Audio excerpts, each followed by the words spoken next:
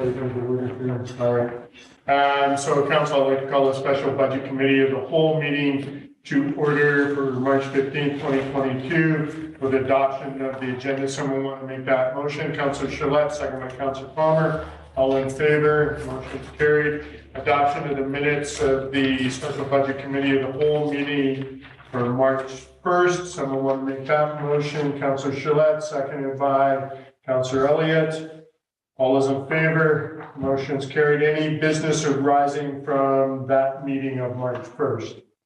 Seeing none, we are going to go on to unfinished business 2022 2-36 long-term financial plan review consolidated. That's one heck of a title, Ms. McCabe. We're going to leave it to you. Thanks, Your Worship. So, yeah, so after that nice talk of parks and recreation and all the fun stuff like trails and stuff, now we get to talk about the money. And so, as the report says, this is a meeting where in the last two meetings we've staff has presented to council the issues and the concerns and the budgets for the general fund as well as the utilities funds. And that time we did point out where there were some challenges and some issues and presented some options. This report is coming back with that now and looking for guidance from council on which options you want to do or what you want to talk about or which questions you have, because I'm sure you've got a lot. So just to start with, in the budget changes, in the operating side of it for the general fund, there is one change that's being made to the operating budget, and that is to increase the cost of the RCMP contract. I was provided with estimated numbers back in the fall by the RCMP division. They've now provided me with new numbers, and not surprisingly, they're higher. And so I've had to increase the budget for the RCMP contract by just over $100,000. So that means that the actual impact to the city for the change in the RCMP contract for 2022 is estimated at just over $200,000. I have a question about that. Mm-hmm. Councillor Ryan? So I thought those rates were already set. Like, is this just like wage increases and things like that, or Union contract. Okay, so no control, just They opted for a union or joined the union this year and got a new contract with an increase in wages. Okay. And so every community across the country is going through the same things that we're going through. Got it. Thanks. I will clarify that the budget impact of the retroactive pay that must be paid out to the RCMP officers has already been incorporated in prior years. So I'm not budgeting for retroactive pay in this budget because I've already set up a liability to pay that out instead. So this is just the annual year-over-year increase and what the wages are going to be for the officers. Okay. Thank you. Okay. So that is the significant change in the operating side of things. There are some other smaller changes, ins and outs and minor adjustments, because it is a living document. And so I'm often making small tweaks, but nothing of any financial significance that's going to have an impact on the bottom line. So that's the operating side of things. In the report, I do mention, and this kind of feeds into a little bit with the utilities as well, so we probably can have the conversation over on that side a little bit more. The fact that I think at the last meeting we mentioned that the utilities are not fully self-funded. And so what that means is that the general fund provides staff basically to help operate these funds. And so from an actual operational perspective from the utilities, the staff that are specific to the utilities, the QP staff in particular, are specific to the utilities, get charged to the utilities. But there is a lot of administrative work that's also done, particularly by the finance department, the IT department, engineering as well. Those are the three significant ones. There is some support as well provided from some other what we would call general government type departments. And so to recoup that cost of providing that service to the utilities, the general fund charges a fee, an admin fee, over to the utilities. And so a number of years ago, the fee hadn't changed for it hadn't changed for a long time. So about 4 or 5 years ago, I actually increased it. I doubled what was being charged. Analysis of what we believe should be getting charged across based on time spent by staff suggests that we're still undercharging the utilities. And so this is effectively a taxation subsidy that's being provided to the utilities. And so the challenge with correcting this, of course, is that it impacts the utility rates for the water and sewer functions. And so it would help the general fund, and it would potentially reduce tax increases that are required. However, there is the offsetting side, which is it would increase sewer and water rates, and in the end, it's usually the same people paying all of that. It is still desirable, though, to have each of the utilities be self-funded. And so there is some conversation about that in the report. And we can talk a little bit about what that would look for the general fund and what that would look like for the utilities. If council has questions about that. I don't know if you. Yeah. How much is administration in general of our total budget, roughly, the department? So it's not just the administration department. It'd be administration, finance, IT, engineering as well. Right. Yeah. So we all provide services to the utilities, particularly finance and IT, but particularly finance, because obviously we do all the billings and we collect all the money for them. So you based on this, it's estimated that the total cost for operating utilities is around $1 million. Is that right? That's the operating costs, but the actual internal admin fee that we're charging to each of the utilities is about $235,000 to the water and sewer. And so, like, does that time get tracked? Is that how you come up with $1 million, because it gets tracked internally? Yes. Gotcha. Yeah. So the general fund has a revenue, so that's in those admin revenues. That's what is the bulk of that number that the general fund gets from the utilities, and then also from garbage and the cemetery and parks and rec and fire, which are cost shared functions. So there's a fee charged to those departments, and it's shown as a revenue line item in the general fund under the admin costs. Or admin revenues, sorry, in the revenue side of things. I think you asked me about it, Jackie, one time, what it was, because it's about $500,000. Yeah. Mm-hmm. So when we talk about we're not charging, we need more money for water sewer, is because we're not enough admin resources are being charged to that utility. Is that correct? Yeah, so the admin, basically the cost of the service of particularly my department to the utility funds is not being fully recovered from those utility funds. And so there is a subsidization effectively, because finance falls under general government, which is funded predominantly by taxation. All right, Councillor Ryan and Councillor Chabot. So going forward, do you think that this will vary very much, or if it's like, usually going to be around $1 million or something like that, is it enough to just take a percentage of each one of those other departments and then consistently based on whatever the split is? And always have Yeah, sorry, I didn't mean to cut you off. Yeah, I believe that, we know how long it takes us to do things. At the moment, the way we're doing the work for the utility department, it's been the same like this for a long time. So I think we can come up with and that's why the internal admin fee is just a flat rate that's charged across. The problem is the basis for that was never being updated, even though all the other costs have been growing over time. Yeah. And so the fee was probably set 25, 30 years ago, and then hasn't been changed since. And it should have been getting increased with the annual wage increases that have been going on every year, but also the cost to provide, the cost of running each of the departments has gone up over time, and that additional cost is not being transferred or charged over to the utilities. Well, that's what I mean. Like, does it make more sense in your opinion to say, okay, 10% of engineering and 10% of finance, or whatever the percentage is every year, just goes? Yes. Definitely, and that would be what we would do. The challenge is playing catch up first, right? So we've got to get them to where it should be, and then once we've got them where they should be, then yes, the fee would be adjusted going forward based on a percentage of the departmental costs for those departments, and that's how I've estimated what the fee should be.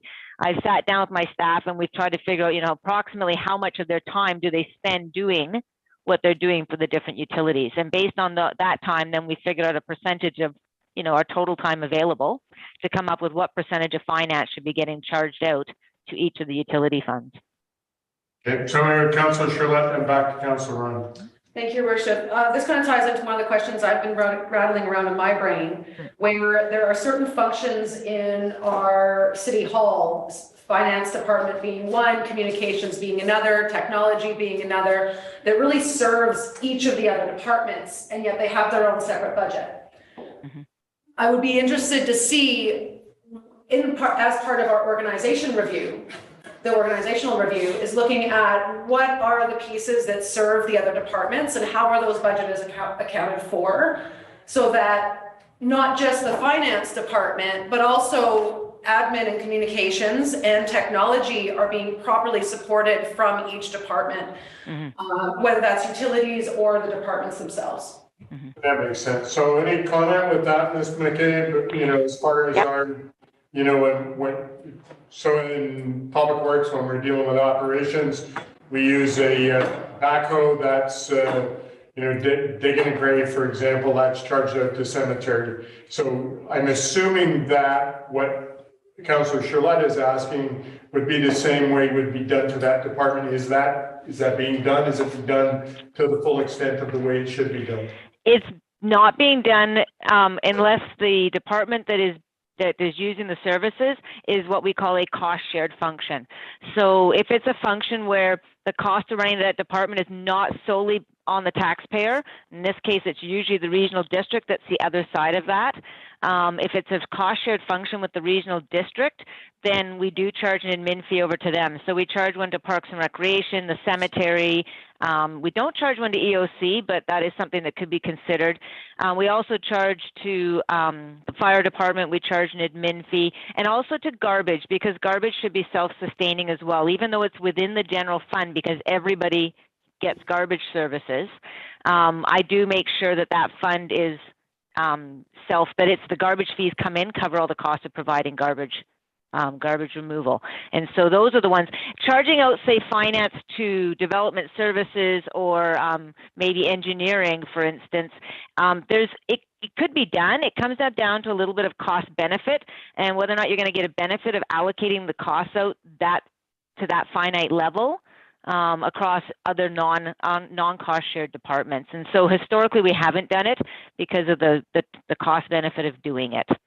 So finance is a department. I have a budget to manage the department. It covers all the costs for my department. I don't allocate out, my staff don't allocate themselves out every time they collect business permits and things like that, and we don't charge the development.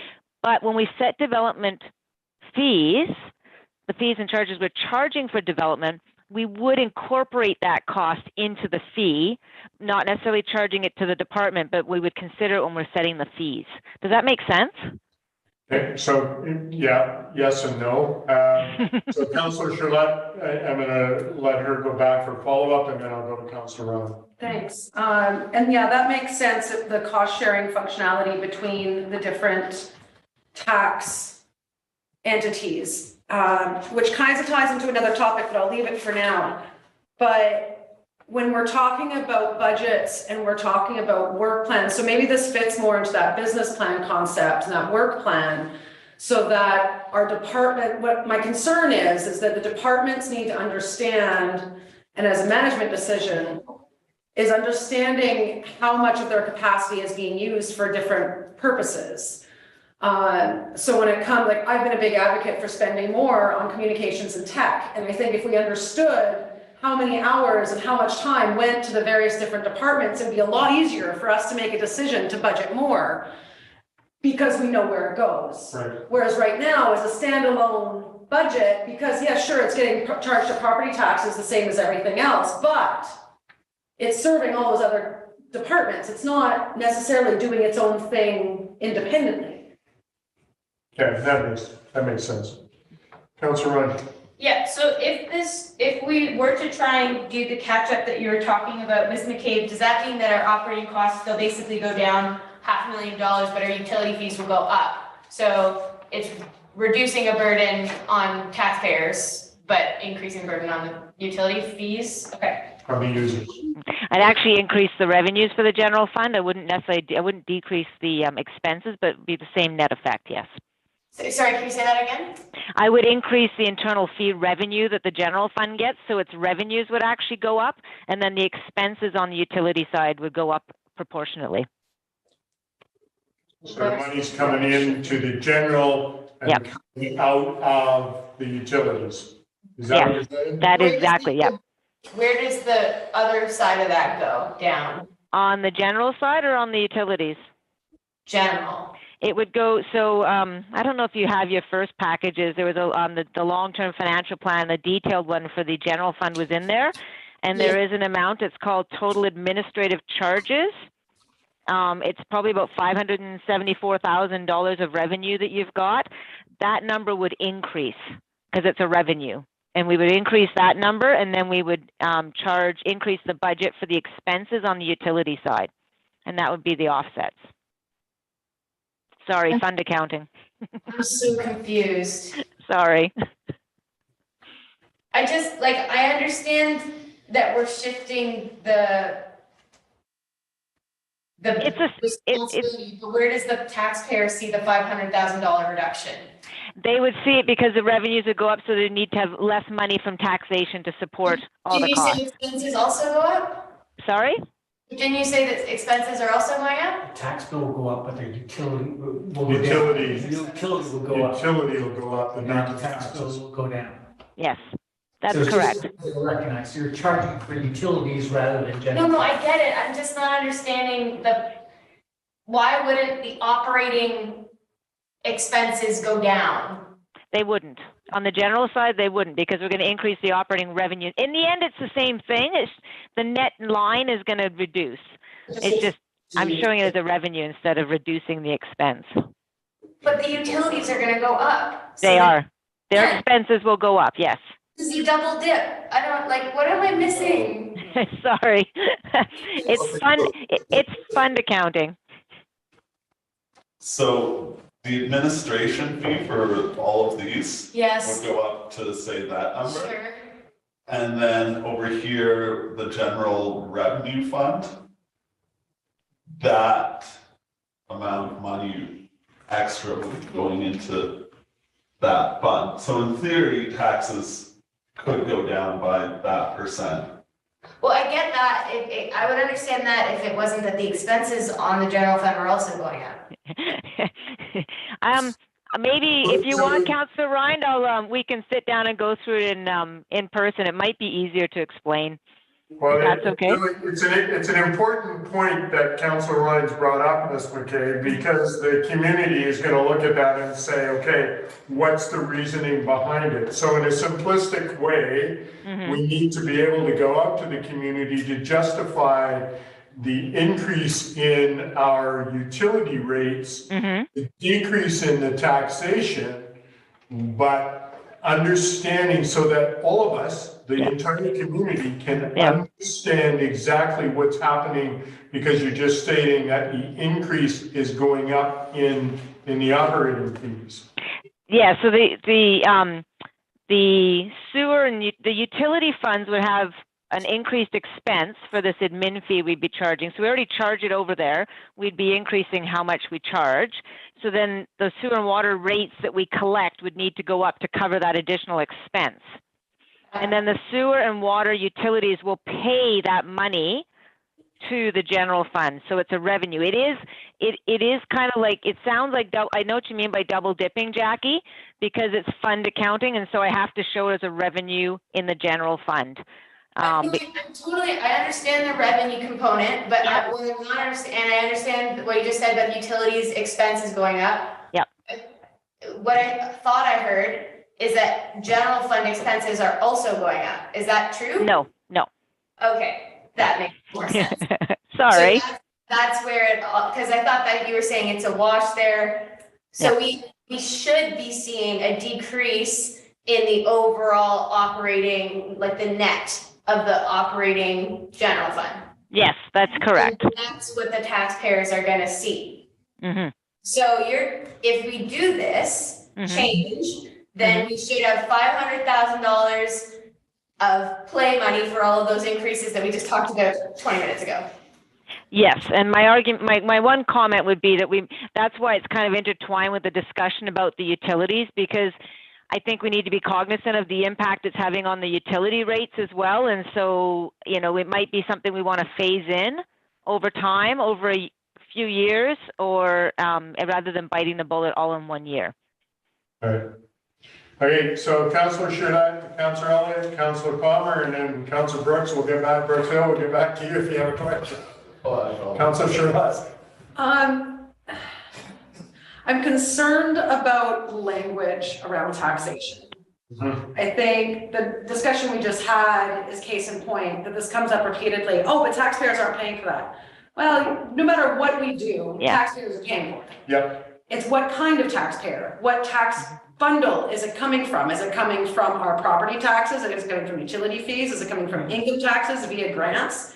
Because the grants from the provincial and federal governments are typically funded by income taxes, or gas taxes, or one of the taxes. Yep. Okay. That gets really confusing. And so when we use language around tax burdens and taxpayers, I'm concerned about the definitions of those things and having clarity on who we are talking about, who we are not talking about, and how we are using those terms when it comes to communications, both internally, externally, in public documents, and all the things, because they're used interchangeably, it seems.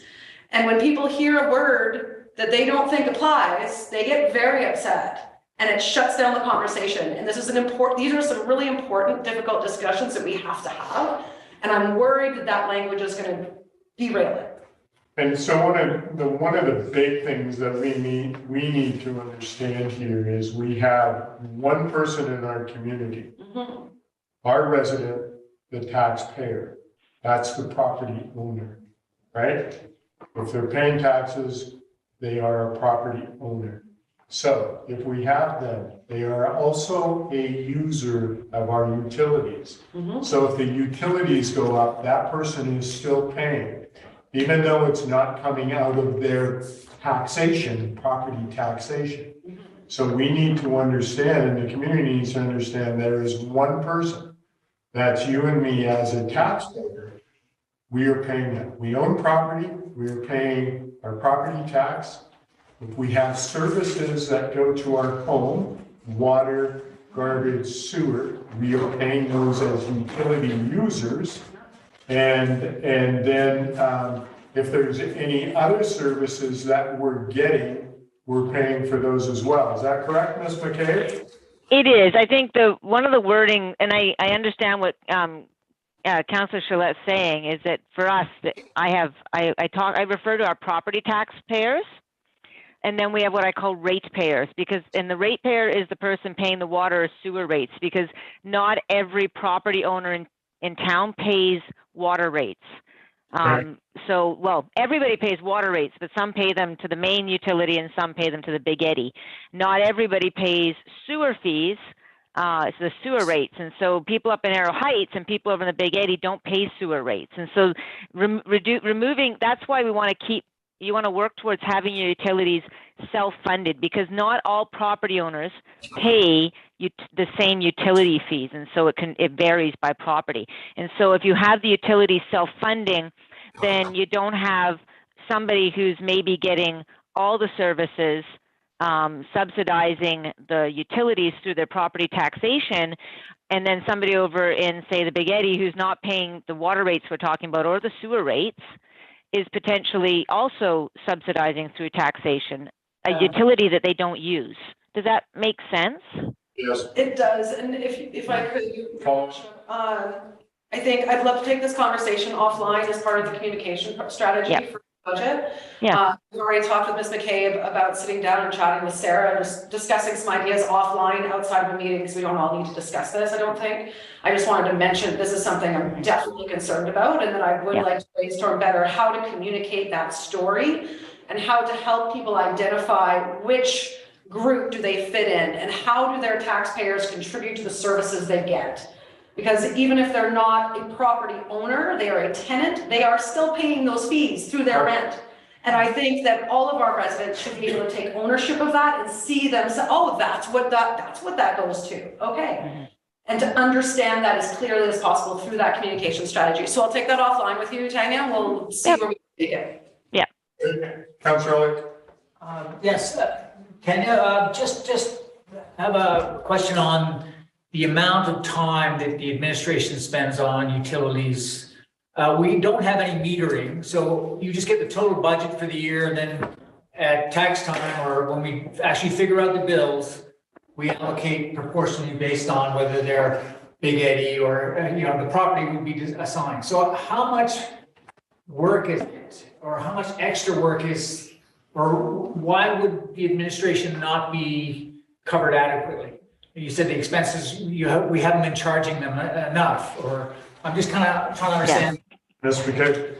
And that's because the fee that we're charging, the general fund charges over to the utilities is just a flat fee. It's not based on actual costs.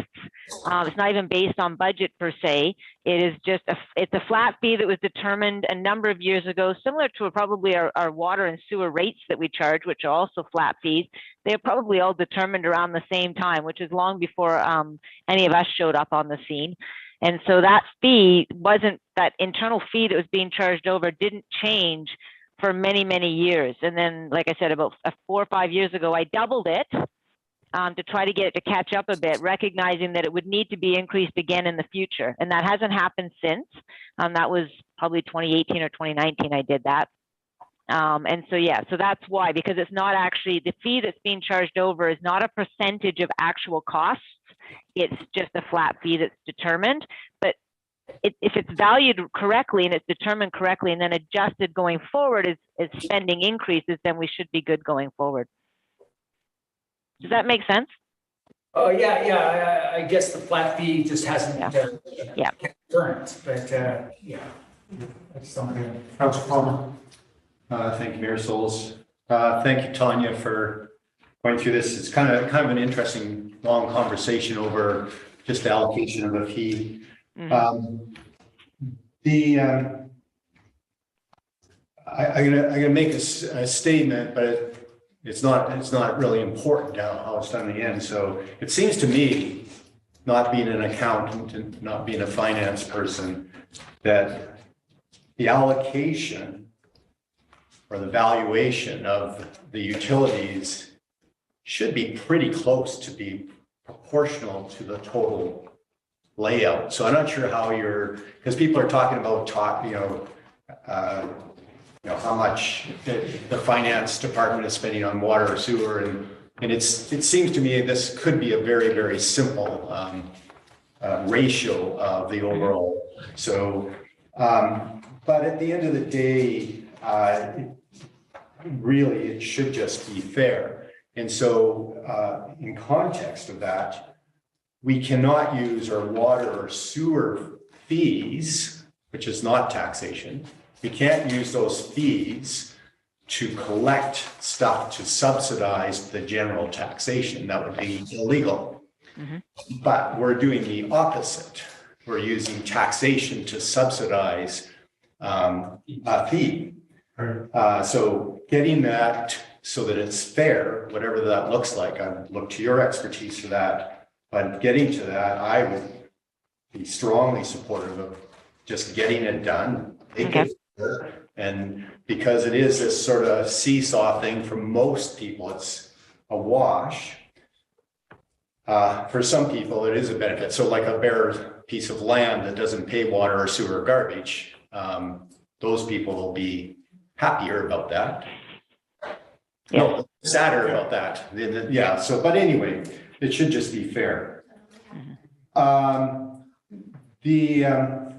Just a separate point, and this gets to Councillor Charlette's point about the communications and how we differentiate between taxation and user fees.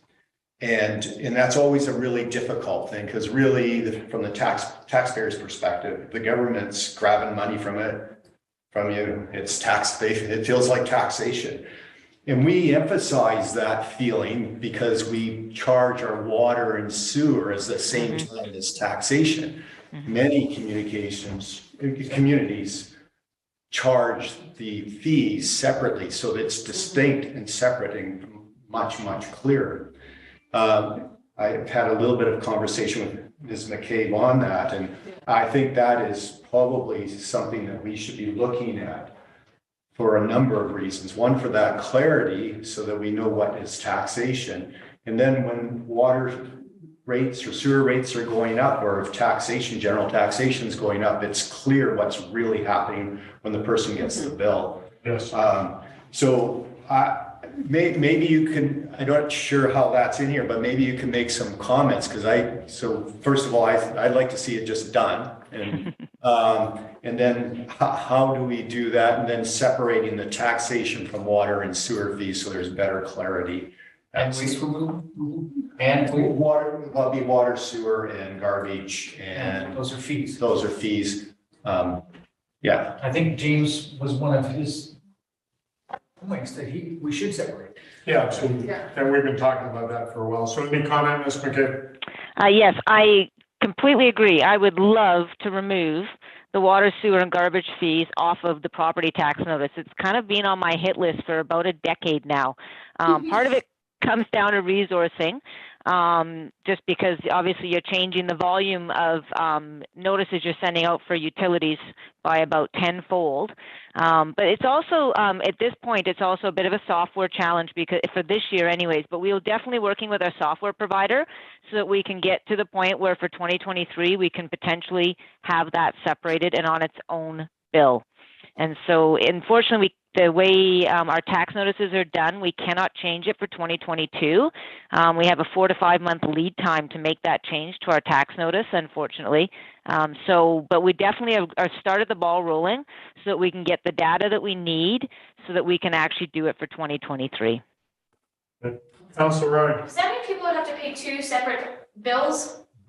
That seems like such a pain in the butt. Possibly, and there's multiple ways you can structure it. You could just send out 2 statements and they could pay them on the same day like they always have. We could do it where we could do it quarterly so that they pay similar to what commercial utilities pay right now. Some communities do it biannually, so they send it out once, but then there's 2 payment dates. Gotcha. So there's a number of different ways it could be done. And obviously we also have to consider things like people that are on the property tax installment program with the city or that have their property taxes paid through their mortgage company. Because if we take it off the tax bill, those 2 methods of paying utilities for residential properties, effectively you're taking that away. And so you have to think about how you're going to manage that so that you're not impacting people's ability to manage their cash flows in a negative way. Yeah, so there's lots of moving parts to it, but there's definitely some benefits, but there's also some costs. And so it's something that council will have to determine. And so I'm working on pulling that together for next year's budget discussions. Councilor Charlotte and Councilor Elliott. My question just got answered. I was quite curious about the timelines of when would that come together. It sounds like it's wrapped up with the implementation of the new budgeting software, which I'm happy to hear. And it seems like there'd be some great conversations to be had in that process. And might also be the place for a more fulsome discussion around language like I was talking about too, where it's like, this is part of that communication of how the citizens engage with the finance department and what are the potential to be able to find some synergies, make decisions like this, but then also really take advantage of all the benefits that we could. Makes sense. Yep. Councilor Elliott and Councilor. Just Tanya, 5 months seems lots of lead time, especially just on an invoice. I think if you had to do this as your own business, you'd have it done tomorrow. So I'm just trying to understand the 5 month lead time. Unfortunately we're at the mercy of our accounting software provider. The tax notices and the way they're produced right now comes out of that tax software, and that is something that our auditors like to see because then obviously it removes the ability for any changes to be made. But it does also then make us a little bit at their mercy when it comes to making any changes to it. And so when we reached out to them in February to see what kind of timeline we were looking at, it was 4 to 5 months to schedule the start of the project, not the actual making of the changes. And so it was going to be past when we have to have the tax notices in the mail by, which is the end of May. So. Council. No, I'll let you. Yeah, I don't like it either, unfortunately, but it's beyond my control, so. Councillor Ryan, did you have a question? Yeah, so back to this original point, kind of to what Councillor Palmer was saying, in that it's mostly a wash because most ratepayers and taxpayers and vice versa. So even though some will be disproportionately impacted in one way or another, for the most part, you were talking about sort of phasing it in, but personally, I don't think there's much like reason to do that. If it's gonna just balance out on the other side of the equation, then I think we should just get it over with, and then that new allocation is appropriate for, I don't know, however many years until this comes up again. So that's just my particular thoughts on it. Councillor Palmer? So through Mayor, Ms. McCabe, are you seeking basically a motion from council on moving to the actual cost for administrative overhead for water and sewer and garbage? Should we do that through a resolution? And are you looking for 2022 for that, or are you just getting a feel for it as we go? Well, I must admit, my original intention was to get feedback from the committee, or the council basically, on what you wanted me to incorporate going forward, because the next round would be where I could bring the budget to you and say, okay, here's what it looks like. Are you okay with it? I don't know, Cindy, do you have any preference of whether we get a formal resolution or whether I just take guidance? I don't really have a preference. No, and I'm not sure that I do either. I think as long as you're giving me your, yeah, because this is committee of the whole, so you can't actually make a council resolution at this point. It's a recommendation to council. Yeah. And then suggest that we make that recommendation. Yeah, it wouldn't hurt, that's for sure. So making the recommendation that staff look at moving it over. So I'm going to go to Councillor Charlotte first. Thank you. Comment. And just before we make a resolution, because I think I disagree with Councillor Ryan on whether we do it right all at once. Because while it might not be a large number of citizens that are impacted by this, it's not nobody. Yeah. And if it's no sweat off our back to implement over a few years rather than doing it all at once, I have no problem with implementing it over gradually. Okay. Councillor Brixell. To me, the impact would be the people who will benefit will notice, the people who don't won't really notice as much. It's basically the main people who will benefit are people who aren't on the sewer. They're the only ones who might notice. I don't know if there's a single property that's not on water in town, but I don't. Well, not in our community, definitely in the CSRD, but not in our community. I believe everybody's on water, whether it's Big Eddy or whether it's city water. Everyone has that, if they're within the confines of our city boundaries, they're on that service. So, I don't disagree. We kind of look at it in the words of Ms. McCabe, it's a wash. Is that still correct? Just how we do that. And so what you were talking about bringing in over a 2 or 3 year period, because it may be more palatable, explain that in maybe a little bit more detail, and then let's move on. I would suggest potentially doing it over 2 years, and there's part of a reason for that, because as you make the change, you do free up room in the general fund, basically freeing up some funds in there because you're creating more room. And if we're going to make a change to the tax notices and how the utilities are billed out, and the potential impact of that on operational costs for the general fund, if we make the move over a couple of years, then that may allow that change in cost to be covered off without too much taxation impact. Does that make sense? No. So I could bring back a couple of options. So it's gonna be $250,000 to split up the bills into two? Yeah. Oh, no, sorry. Yeah, we're all joking on that. Sorry, no, it wouldn't be that much. I realize what you said, Jackie. Sometimes it's hard to hear you. Yeah, Sorry. I'd need to understand the actual impact on staffing of pulling the utilities off the property tax notice, because there will be an impact. We're obviously collecting now 2, 3, 4, maybe 5 payments where we used to collect 1. We're sending out more notices, reconciling more bank deposits, all that kind of stuff. There is an impact on staffing levels for pulling the utilities off the tax notice. It's doable. It's definitely something that can be done. So it's just a matter how we fund that extra cost. But no, it wouldn't be $250,000. Follow up, Councillor Ron. Yeah, I would say because there's an election and because sometimes these things can get messy, my preference would just be to do it now in Okay. one go, but that's just Yeah. me. And we may be able to budget for the impacts now of the changes for pulling the utilities off the tax notice in 2022. Because there's going to be a lot of project costs to go into that as well, right? So. Okay. Councillor Palmer, then Councillor. So I'll just put a motion on the table that the committee recommends to council that the administrative oversight and overhead be for water, sewer, and garbage be allocated as per actual costs for the 2023 financial plan. Okay, second for that motion. 2022. March 2022, sorry. Okay. Uh, Councillor Elliott I seconded that. Yeah, and do we add school charges to our tax bill? So that should be included in that recommendation. No, we have no choice in that. But there are fees, are there not? Yeah, but we can't do it. Yeah, well, we have to still collect them As taxes? with our tax. With our taxes or with our fees? With our taxes. Taxes.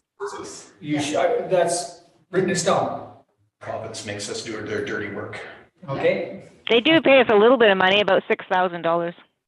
I'm sorry? The province pays us about $6,000 to collect the school tax for them. Yeah, and is that good? Is that, you're happy with that? Would you charge more? I would charge more. We're happy with that. Would you charge more? Is that something we should? We can't. It's unfortunately it's set by legislation. That's their, yeah. They say thou shalt, and here's what we're going to give you for it. Okay. Yeah. Councillor Short. Is that $6,000, is that a percentage of the school taxes that we collect, or is that a flat fee? The school taxes or the flat? The admin fee that we get from the province for collecting it. I believe it's actually it does change every year. I'm not actually sure if they calculate it as a percentage of what we're collecting or if they just increase the fee marginally every year. I've never actually figured it out. Right. So. Good. I'd be curious, yeah, there's a motion on the table, but I'd be curious to see what a resolution to UBCM would look like to ask the province to increase the admin fees that we get, because admin costs have been going through the roof across the board. So if that's part of a larger across the board admin, if we're having a look at what admin fees look internally as part of that project, if it's not ours, if we could be advocating for better compensation for that admin fee, I would like to hear that out of this process. I'll make one comment. We actually now do less work for them than we used to because we don't have to monitor and do the homeowner grant anymore. They took that over last year. So in that respect, they have lowered the workload of what we have. We still have to do work because we still have to put it on our system. But yeah, it actually is a little bit better, but anyways. I think on the topic of how traditionally over the last decades or two, the work has been downloaded from senior governments, that if we are looking at what of our admin fees are allocated appropriately, I just think it's it would be interesting to have that being collected at the same time as well. Councillor. Yes, Tanya, just most accounting software programs, you put the input in and it simplifies the output. Like they're moving towards simplicity. It sounds like to me there's a continuing growth in the amount of paperwork you're getting to, and I'm just trying to understand that. Comment? I'm not sure. So I'm not sure I understand the question. Well, I mean, the software programs are expensive, and they're being streamlined to be efficient. And so you mentioned about extra work and administrating and sending out reports. Is that not done by the software program? Sending out reports for the homeowner grant, you mean? Notices and all those sort of the details that you mentioned. As we move electronically, it should be more streamlined and less costly. If we move to electronic, sending out notices electronically, yes, we'd have less paper to print and fold and stuff and stamp in an envelope and all that kind of stuff. Yes, and we are starting to move towards that for sure. Yeah, I mean, e-transfer, I mean, they don't have checks anymore, but if we're still in the mode of thinking, then we need to change. Well, e-transfers, you still have to process the entry on this end, and unfortunately it doesn't, the way that the banks give us that information doesn't allow us to actually just integrate it straight into our software, at least not without checking it when we can. Yeah, and I say, wouldn't that be a directive to the software company? Can we not absorb this? Okay, let's get back to the motion on the table. Yeah. Any further discussion on that motion? Councillor Ryan? Should it be 2023 or should it just be like indefinitely? Well, actually, I corrected to 2022. But either way, should it not be just like a permanent change? If I may, through the chair, I'm sort of contemplating the idea of a policy change. But I think if we get through the financial plan, give this direction to staff to do it, because to me, it should balance every year. Yeah. It should be fair every year. We shouldn't go. We shouldn't have to do this every year. We shouldn't have to do this every year. It should be fairly allocated to water and sewer. And so whether that's a policy statement or, it might be a financial policy saying this is, we will charge the fair amount of water, sewer, and garbage. My only concern with that is that stuff doesn't get explicitly laid out in the budget process. So it would be very easy, I'm not saying there's anything that this would happen, but it could happen, that the amount of revenue that gets transferred to the general fund would not be necessarily representative. Like if it's not explicitly laid out, then that's just like a clue that the other councillors have to figure out, and I don't think that's. So we can make this recommendation to, I'll get to you in a minute, Ms. McCabe. We'll make this recommendation to council and council can specify then. Ms. McCabe, comment. I was just going to say, I think if the instructions are that the internal admin fee reflect the actual cost of providing the service, then that would allow for ongoing changes that would be based on the actual cost, like the budgeted costs for the departments and how much time they're spending on the work for these utilities. And then if we're using it on that basis, then you've got something that's justifiable and supportable and would change on an ongoing basis as costs increase. Okay, so I'm going to go back to Councillor Palmer. So with the consent of the seconder, I could amend a friendly amendment of 2022 in all subsequent years. Okay, and that's agreed on by both Councillor Palmer and Councillor Elliott. So any further discussion? Does that answer Councillor Ryan's concerns?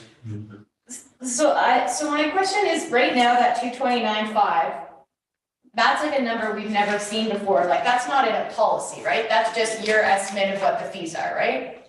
Correct. So does it make sense then, if we're gonna go make this call, that we should be assigning the new number? Because like, while I understand why you would want it to be worded with that internal fee wording, what I don't like about it is that it leaves room for that to not be clear for the next council.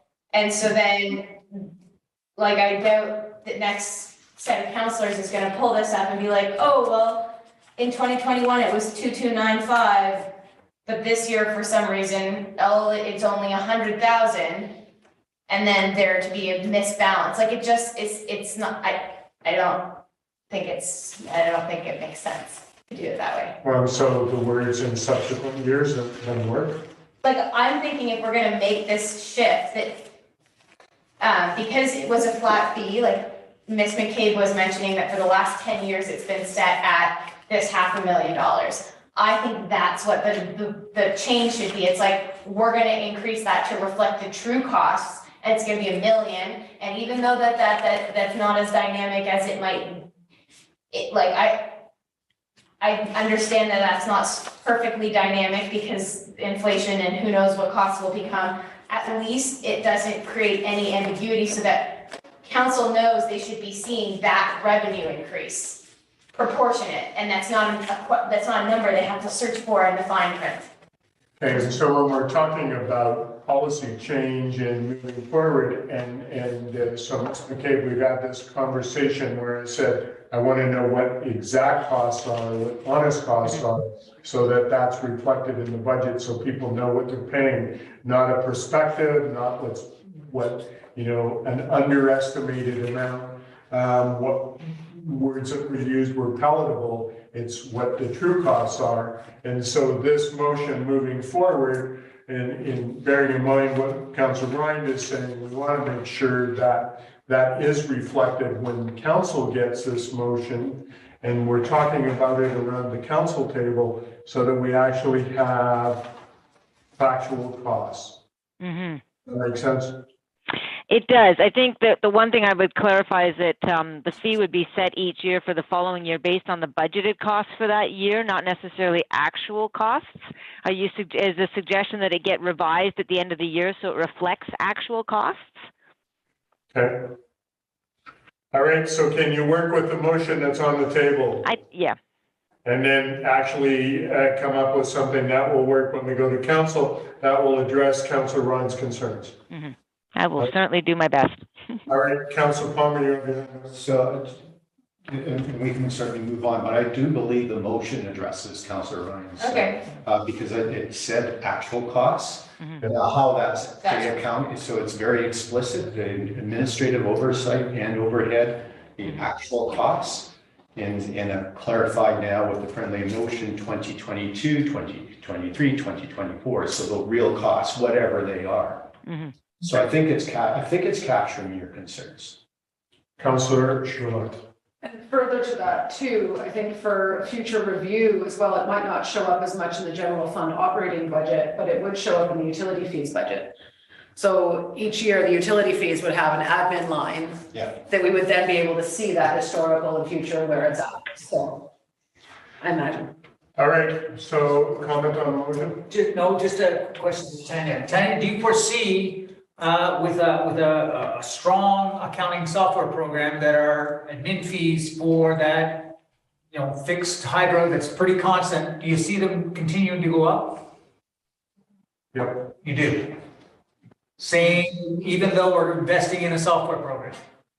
That should. So we've got a software program right now that does all the financial. Right. Let's vote on the motion. Yep. Oh, it's already passed, isn't it? No. No, we're gonna vote on it now. All those in favor? Opposed? Motion's carried. Okay, carry on. So first of all, we're supposed to have a discussion after the motion. Right, the first, second, and a discussion. And this discussion relates to the relevance of accounting fees, administration fees, and whether they're static or increasing. I see they've increased dramatically. Let's say, is this a trend that's going to continue? That's what I want to know. Oh, so you're talking about the software support fees? Whatever's involved in your admin fees for the utilities. Will I see it dramatically increasing over future years? No, not once we've made the adjustment. Okay, good. Answer your question. Councillor Charlotte, did you have a comment? I follow up on the budget software because I know we already own it now. It was invested in relatively recently. Where are we with adoption and usage of that budget software? Like if I'm assuming we're not using 100% of its features, but we're probably using more than 10% of its features. Where are we at with the implementation of that budget software at this point? Ms. McKay? As soon as I can get through the budget process for this year and the year end, I'll be back into it for the next budget cycle and putting it into use for the next budget cycle. So are we using that budget software for this budget cycle or no? No. No, we are not. So we are still using the old format spreadsheets for this budget cycle, but the next one will be in that new budget software. So we're in the process of implementing at the moment. Yes, that is correct. Thank you. All right, so in the spirit of moving on, so you want to get into capital projects, what is it that you want to move on to? No, we can, general capital would be a good place to move to next. And so as I mentioned with the general operating, with the general capital, it's the same thing where, sorry, there's been changes made. So I have provided you the summary of them. There's a lot of changes, so I don't expect, I'm not sure if you've got any questions about any of them, but I don't want to necessarily read out all of them. We have removed some projects. We've added a few projects. We've deferred some projects to future years because of workload issues. And then there's some budgets that have started to carry forward from last year's projects that were unspent that are now going to be in this year's budget. So I don't know if there's any questions about any of those before I move on.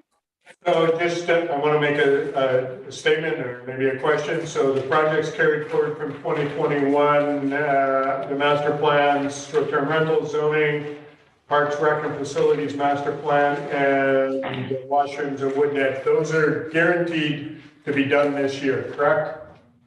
That's what I've been told, yes. Okay, Mr. Black, any comment? Through your worship, we will endeavor to persevere in delivering these projects this year. Sound like a politician, Mr. Black. Ms. Donato, any comment? Thank you, Your Worship. Yes, the Parks Master Plan will be completed this year. All right, good. All right, Councillor Charlotte. I noticed the community amenity contribution policy has been removed. Yeah. Can we hear a little bit more about what's happening with that project? Yeah. Okay. Who wants to weigh in on that, Ms. McKay? I'm going to defer to Mr. Black because I don't. In discussions with our planning group, it was determined that that's not something that can be moved forward at this time, and so the planning department has decided that they would like to not pursue this policy at this time. Okay, Councillor Ryan. That was a council request probably 2 years ago. And given all of the development in the city and the development that's planned, I mean, it doesn't have to be answered right now, but I would love to hear what the plan is instead, or why a $30,000 project can be completed and when it is expected to be completed. Like, if it's not going to be a priority, I think we at least deserve a really good explanation as to why that is.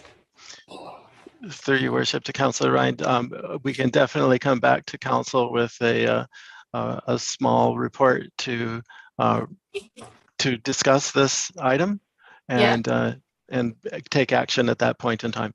Perfect. Yeah, even if it's a verbal update, yeah, that would be great. Councillor Palmer. Thank you, Mayor Sulz. I wouldn't be surprised. The reason behind it is we gave explicit instructions that the official community plan be the #1 priority, and it might be that allocation. The $30,000 project is, in theory, something that could be contracted out. So if there's another reason, like some kind of barrier stopping it, then that's fine. But I'd like to understand what that is, when it's going to be, you know. So noted. Fair enough. All right. You have another comment, Councillor? Yes. Yeah, thank you for those listening to council and taking a more realistic look at the capital plan. It's appreciated. You're welcome. Any comments, Councillor Ryan? I don't know. I never know where the arena fits in, but it's capital. So, yeah. Can we, like, is there any motivation from council to just deal with this while interest rates are low? And so you just saw this afternoon dealing with the Parks and Rec master plan. You want to wait till that master plan is done before we talk about this further? I mean, I don't know. Do you guys? Mr. Black, you have your hand up. Through your worship, staff is preparing a report for council's review, and we'll seek direction from council in the next few weeks or to a month. We've got a code review process under review for the arena. We've conducted many additional studies since this project came forward to council in, I believe, 2020 or 19, but maybe for the second or third time. However, we're very close to being able to provide a comprehensive review of that project to council for their review and action. Awesome, thank you. All right, thanks for that comment, Council Palmer. Yeah. Just on the arena, yes, we did hear in the Parks Master Plan presentation that there was some dialogue about the need of replacement. And I'll just be use some stronger language, I guess, in my opinion, maybe not council's opinion, collective opinion, but in my opinion, every bit of money that we put into that arena is wasted tax dollars. Every time we do it, another study, it's been decades. And we're just wasting money on an old building that should be demolished and replaced. Okay, thank you for your comment, and I'm not going to disagree with you. We've been kicking this down the road, and staff have been very diligent about bringing it back up to us to deal with. So we will deal with it when the report comes, Mr. Black, and we can have wholesome discussion as to what we need to do on there and move forward. Any other comments on any of the capital letter in front of you? Councilor Sherlock. So the options that are listed after this long list of updates to the capital plan were, are we looking for a recommendation from this? Sorry, I'm just trying to. That'll be, yeah, so there's a discussion following this about the Transportation Infrastructure Reserve that we need to address because that particular reserve fund does not have sufficient funds in it to fund all the capital projects that are on the capital plan, in the capital plan right now. Okay, and is that, so the transportation infrastructure is, okay, then there's the vehicle and equipment reserve fund. Mm-hmm. So then those are the only two funds that are looking at issues from all these adjustments? That's correct. Okay, thank you. And so you're asking for, our options available using external funding, gas tax, external debt to fund capital projects, increase to the annual contribution to the reserve, deferral of capital projects until there's sufficient funds, or a combination there above. Is that what you're looking at, one of those 5 articles? Yes, and so under the, I've discussed under each of those 4 options, the impacts and considerations. And then number 5 is where I'm providing you with what is a recommendation on how we can address the shortfalls in the Transportation Infrastructure Reserve. Okay. Any comments from council? I'm looking at the external debt to fund capital projects because money seems to be, today it's cheap. I don't know if it's going to be cheap tomorrow. Yeah, might not be. Things are going on in the world. And so we've been hashing this over for the last year about whether we do what we've been doing in the past where we put money in our reserves and we self-fund. And then we look at external borrowing nowadays where it's still reasonable. And, that's not your preferred choice in your words in that item, but I'm looking at it and say, what's going to be the best way forward so that we can do this? So before you make comment, Councillor Charlotte has her hand up. So. And I think a big part of this question, that internal, like building these reserves up and using external debt, I think our council has been very open to looking at external debt because during our term it has been inexpensive. Right. Previous council was not, because when you look at the budget and the previous spends, we put a lot on debt. Okay. And so now I think there's an opportunity to look for what's that middle ground and how do we define that middle ground so that we define it. Like when is it okay to go for debt? When is it not? What are the kinds of projects, like when I look at the different projects that are listed here, there's some like the arena or whatever decision we make on the arena or the multiplex, to me, that seems like a good project to go to debt for rather than trying to save up through building up reserves. But when it comes to funding the general maintenance of our assets, that to me needs to be built up in reserves, because if we're going to debt to pave roads, we're gonna have problems. And that's what we've experienced in the past, where we're still paying down some of that debt for roads that we fixed, and now we have to refix those roads. Right. And so that's kind of what Ms. McCabe is saying about Exactly. that sort of debt. Now, so a question is, this year, we're doing this process through spreadsheets. Next year, you're saying we're gonna be using a budget software. Having that decision whether, because right now, when we look at the spreadsheets, it shows where it's like the funding source, and grants are mentioned and the reserves are mentioned, but it's all grouped into one funding source column. I'm curious as to whether the budget software, like the way we go forward in making these decisions, is if that funding policy, because I know there's a policy that talks about moving towards funding reserves rather than using debt. Right. There is. How do we cook that decision-making process into this budget software as you set it up to implement it? Because it seems like this is the perfect time to define that rationale.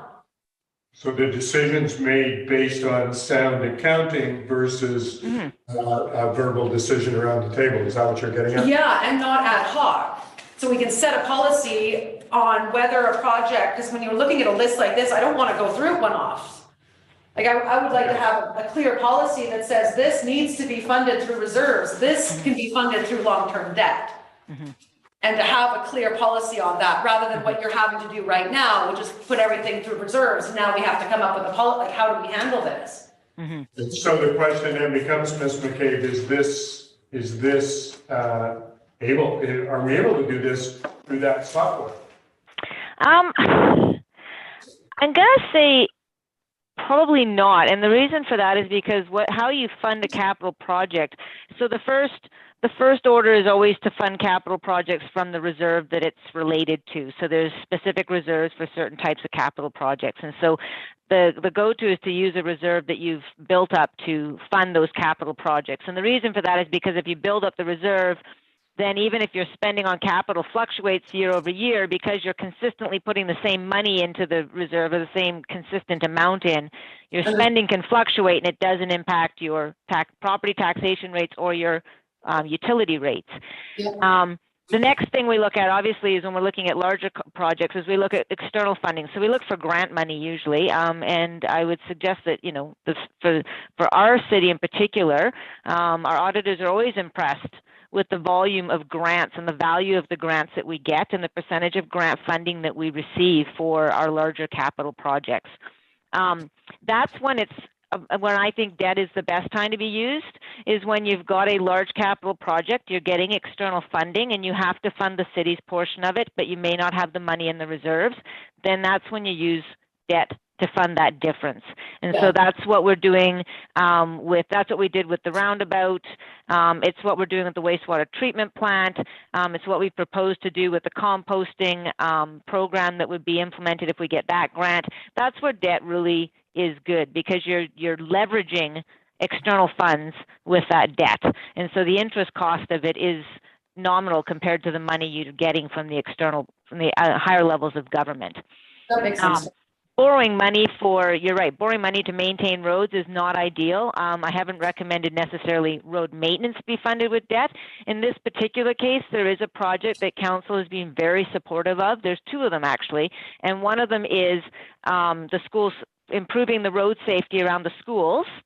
Right. And the other one is improving the pedestrian and safety and the bicyclist safety, et cetera, along 4th Street. And so those are new projects. They were never part of the long-term capital plan in the past. They have things that have come up because the communities brought it up and raised the issue. And so council's being, correct in responding to that and directing staff to look at what that's going to cost. It's not an insignificant amount of money. And so because of that, that's where I'm suggesting that we could use debt or potentially gas tax money to fund those two particular projects. Gas tax, because we have it sitting there, it could be used for other projects though. So if we use it for this, then we remove our ability to use it for something else. I would only recommend using it for projects within the general fund because it is general fund revenue. The gas tax is not utility fund revenue. So while we could use gas tax to pay for water and sewer projects as well, all taxpayers receive this money, so it should be going to projects, I believe, that benefit all taxpayers.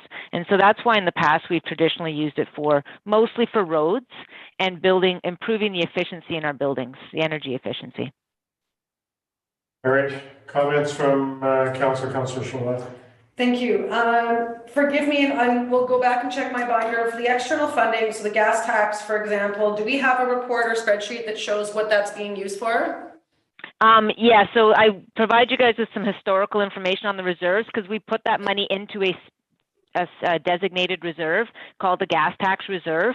Okay. And so in the first package, there would have been a reserve reconciliation, and that will show you what. So we get on average about $300,000 in gas tax every year. But we had a couple of bump up years, 2 years where we got almost double that. So, but usually it's about $300,000 a year. And I remember your worship listening on some of the conversations on the federal side where they are talking about making that permanent. So hopefully we see that. Right. I think that so going back to the communications and how we explain and discuss this, both internally and externally, I think looking at that reserve, that gas tax reserve, how it's used, how it could be used, and looking at other external funding and external debt, with that policy F15, I'm wondering about making a recommendation to update that, where right now it says that the preferred option is not debt. And I don't know how much detail or guidance there is given, because what we just heard from the Director of Finance sounds like a great explanation to me of when it makes sense to use external debt. But then to report back to the community on this is why we're going for external debt for this budget, and this is what it kind of fits in with, to prevent going back the other way. So like I said, we came into this policy because of the history of debt, accumulating debt for inappropriate projects. This would show that we will use external debt for these kinds of projects, but put in place the accountability and transparency so that that doesn't go down a slippery slope back to using external debt for everything.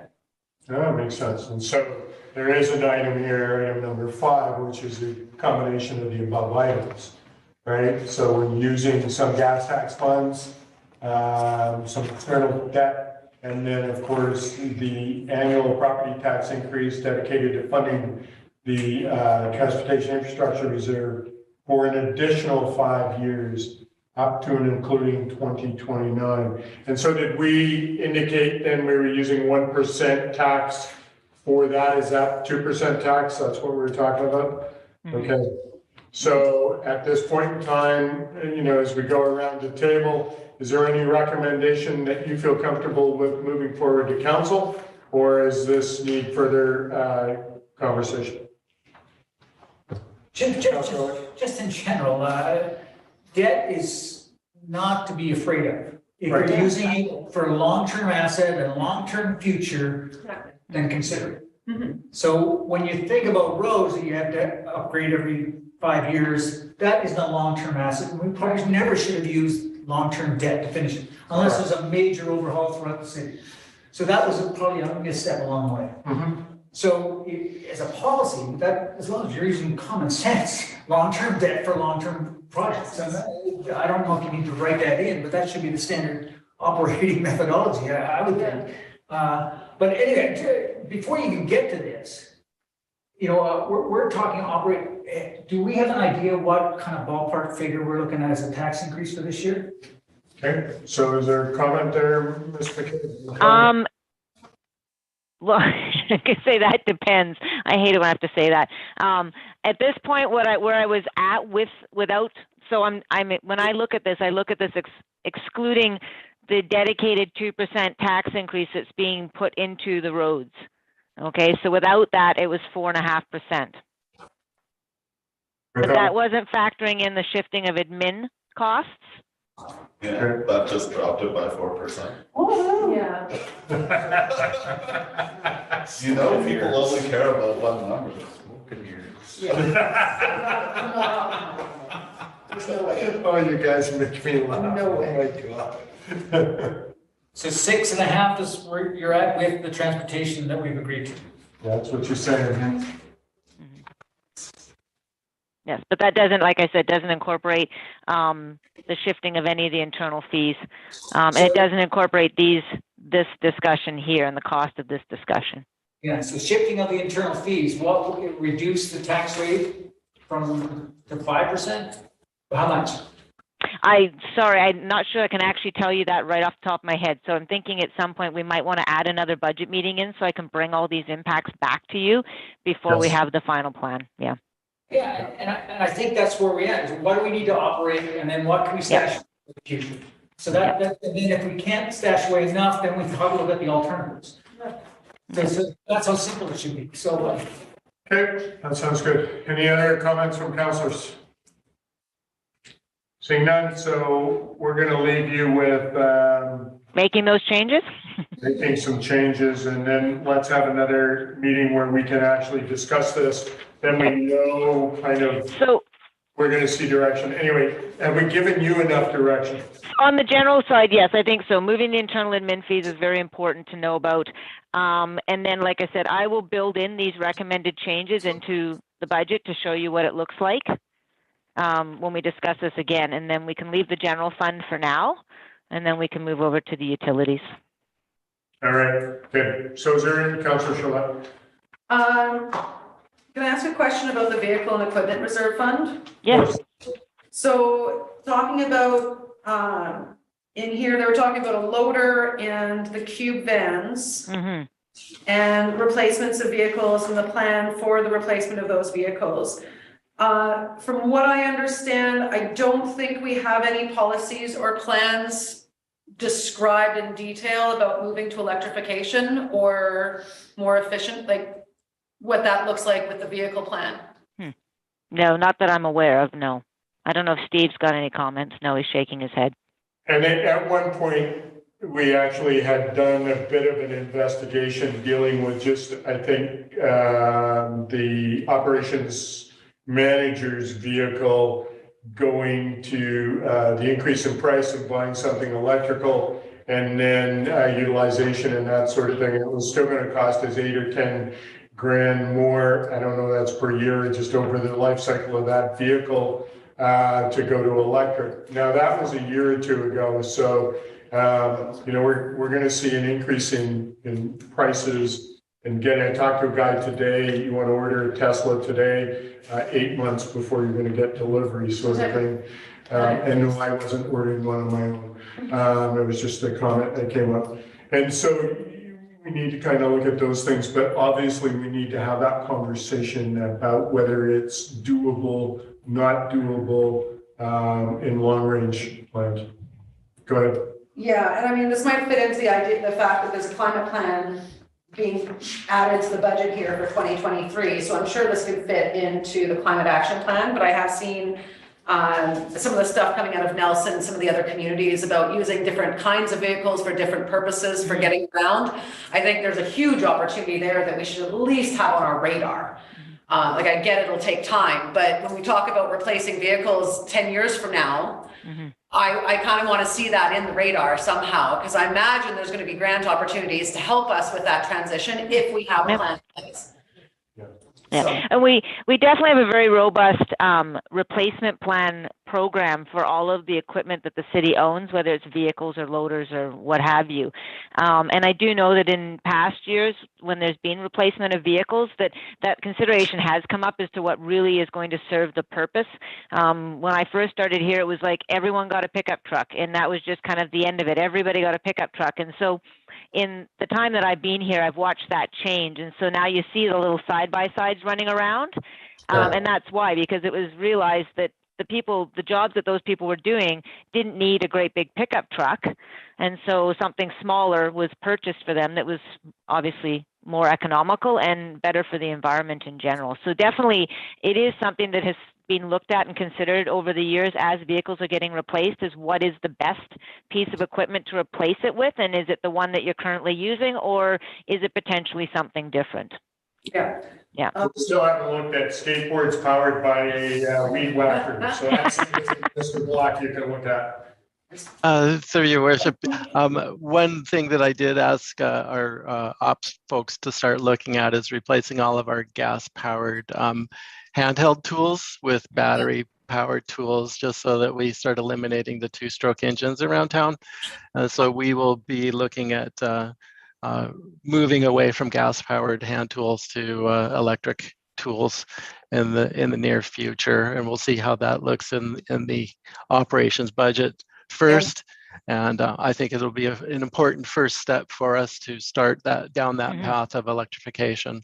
Perfect. That sounds great. And then my final follow-up question on this, with that loader and the snow removal response, with the talk of the new roundabouts and the different sidewalks we're putting in, I can only see more need for snow removal. So I'm wondering if this could be I'm assuming it'll be part of that conversation around levels of service when it comes to snow removal and how much equipment and what those decisions are. So I just wanted to make sure that was going to be part of that conversation. I'll leave it at that. Okay, any comment, Mr. Block? I agreed through your worship to Councillor Gillette. Yes, it's one of the things that we have not been extremely diligent about in presentations to council regarding some of the improvements that have gone on, i.e. the Hay Road sidewalk that one of the developers contributed to the city on in order to get their approval, and that additional cost for sweeping, snow removal. So in hindsight, we should be looking at increasing the ops budget every year when we take on new facilities and new responsibilities to the community, so that we can maintain things properly, including putting money into the reserves for their eventual repair and replacement. Yeah. Okay, thank you. Councillor Elliott. We touched on greening or being more efficient in our energy consumption. This is part of it.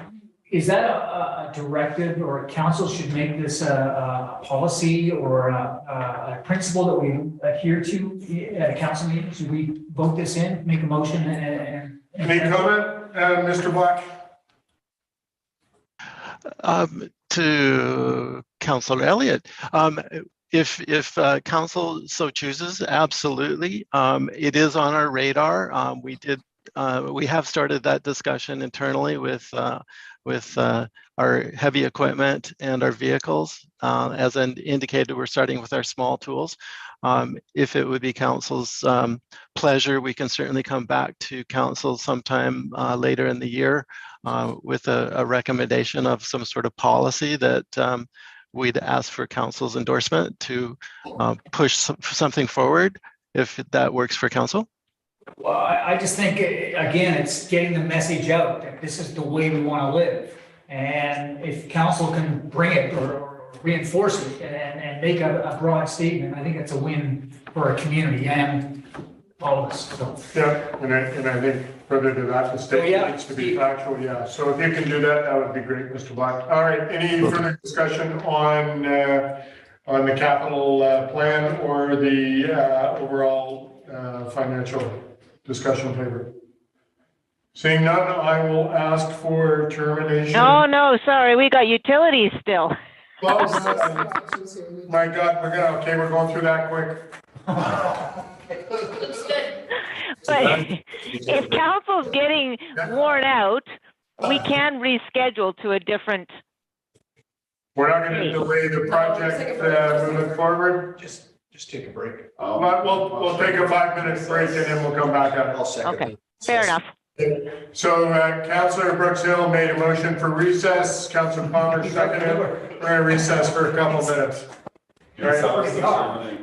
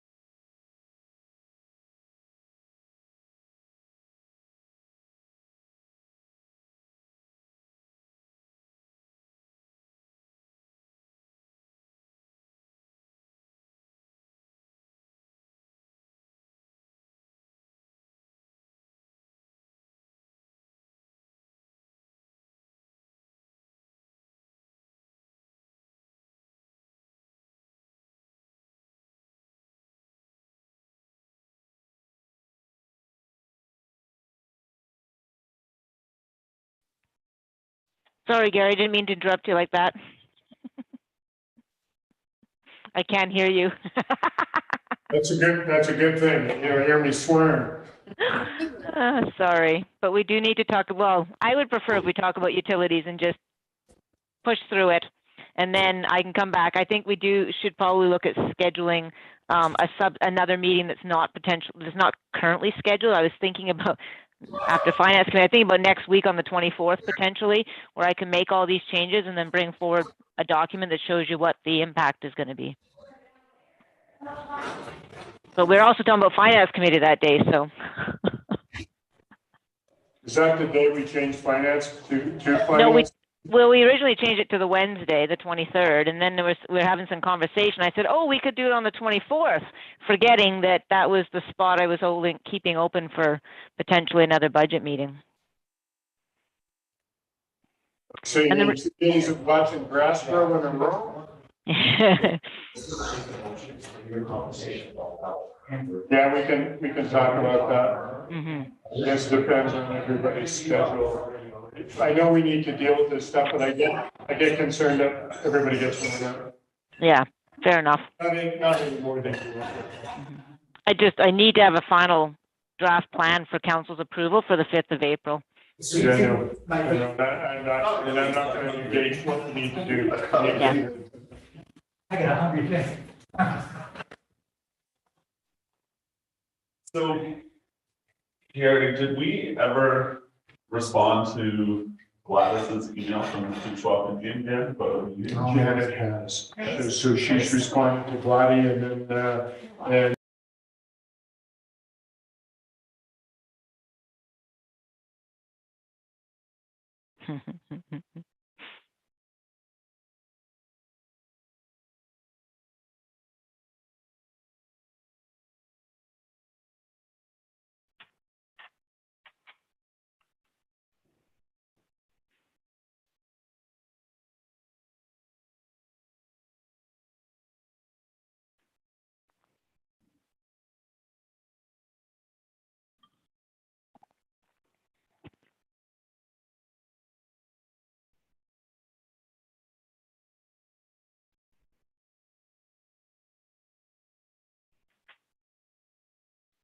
we are off mute. We are going to basically move through utilities.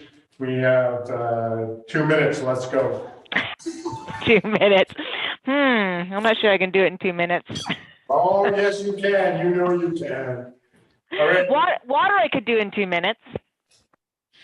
What was that, water? Water, I can do the water. I can do the water utility in 2 minutes. All right. Let's move on. Okay. So similar to the Transportation Infrastructure Reserve, we have some challenges with the Water Capital Replacement Reserve. And Steve hasn't even got the final report yet on what the actual condition and what needs to be done, but we are making some estimates based on the information that's been received from the sewer reports. And so based on those estimates, we're definitely seeing that there's going to be some issues in the long term with the water fund. I did present council with what I call a scenario sheet that shows you the impact on the reserves under different rate increase scenarios. And so my recommendation would be that that council commits, or that the committee recommends that council commit to doing a 10% fee increase for the water fund for the foreseeable future. And year after year, is that what you're thinking? Okay. Any comments from council regarding that? And so let's talk about that dollar figures for our residential customers. What are we looking at per month or per year for that kind of? On a monthly basis in 2022, the additional 10% would cost the average residential user about $4 a month. Okay. So we're looking at $48 a year, if my grade school math works. Yep. And so that's, how do you guys, that's over and above what they're paying now, correct? What are they paying now? What are we? Just a minute, I gotta do some math. $60 Right. a year? $490. Yeah, $490 is what they're paying. So it's about $41 a month. We're adding $50 to that. Yep. So $540, okay, Councillor Charlotte. So this is where we get back to language, because when we talk about percentages, especially with the utility fees, it's not comparable to a percentage on property taxes. No. So I really don't like using percentage increases Yes. for this conversation, because emotion, you can't help but get upset about it. Yeah. I'm wondering, now this increase you're talking about, this is to fund the reserves to take care of basic operating and maintenance, not large capital projects that would increase capacity or something like that, correct? No, that is correct. So this increase would help us pay for responsible maintenance of an important utility in our city. Correct. So in a 10% increase, when we're looking at 2030, we would be going from paying $490 a year now to $1,100 a year in 2030, is what I'm seeing here. Yes, sorry, I don't, yes, Yes. that is correct. Now, when we talk about the bills for a household, and one of the ones that I commonly hear this compared to is like the phone bill. We're all paying way more than this on our phone bill. Sadly, because it's Canada, we get. Trying to think politely. Well, I can't say that politely. So, but when we're talking about communicating what the average household is paying towards the services that they get, right? We're talking about separating out the property taxes from those utility fees of what we're paying for what service. And we're looking at a long-term financial plan for the future and trying to show this is where we're going with this. Because otherwise, if we talk about the 10% increase, $4 extra a month now, and then $5 extra a month now, it's like, where are we going with this is the question I keep asking. To me, I think the part of that picture is saying like, well, in 2030, this is what we're expecting to be paying for water. Does that seem like a reasonable amount? And so here's a question that I have for you, Ms. McCabe. In comparison to a little community 65 miles down the road, I still use miles. When we talk about Sycamore, so we had a local resident move there, and so in talking with them last weekend, they pay $600 every 6 months for their water. Wow. There is no garbage collection for them. I'm not sure if that's water and sewer, but, so they moved from Revelstoke to Sycamoose. They're less than 60 years old. They're able to retire somewhat, change of lifestyle, of course, but expenses are not any less, in fact, more. And their taxes per year are comparable, if not more, over and above there. So, we need to kind of look at what people are paying in comparison around here, but we also need to be cognizant of the fact that increases in cost here in Revelstoke in everything that we do is higher for everybody. And so, I want to hear, and I said to you the other day, I want to hear the bad news exactly. Don't give me what we're going to need. What's palatable will be a council decision. What we need to hear is the facts as to what it really costs us to operate these utilities. And so you're giving us that. So as Councillor Charlotte has basically said, what's it going to be in 7 or 8 years, in 2030? That's the $1,100. $1,156 would be what it would grow to a year in 2030. I looked it up in Sycamoose, water rates. They have flat rates and non-metered, but it's $7.69 for residential. For non-metered. If they're metered, it's For a year? Per year? per year. Per year, Yeah. that $1,289.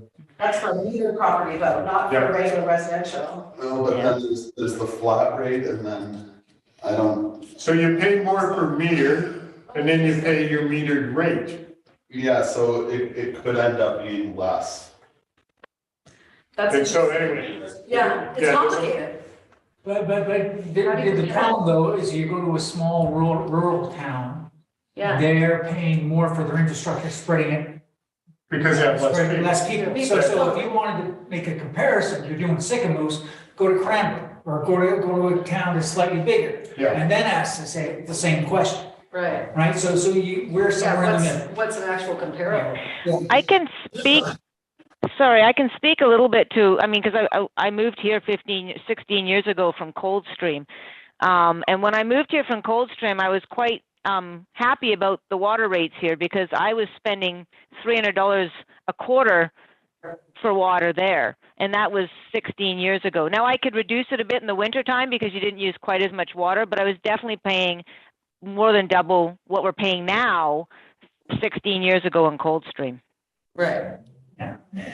And I think when you're trying to convey the message to the public, they want to say, okay, well, geez, you know, I can get this in Nanaimo or Port Alberni for half what I pay here.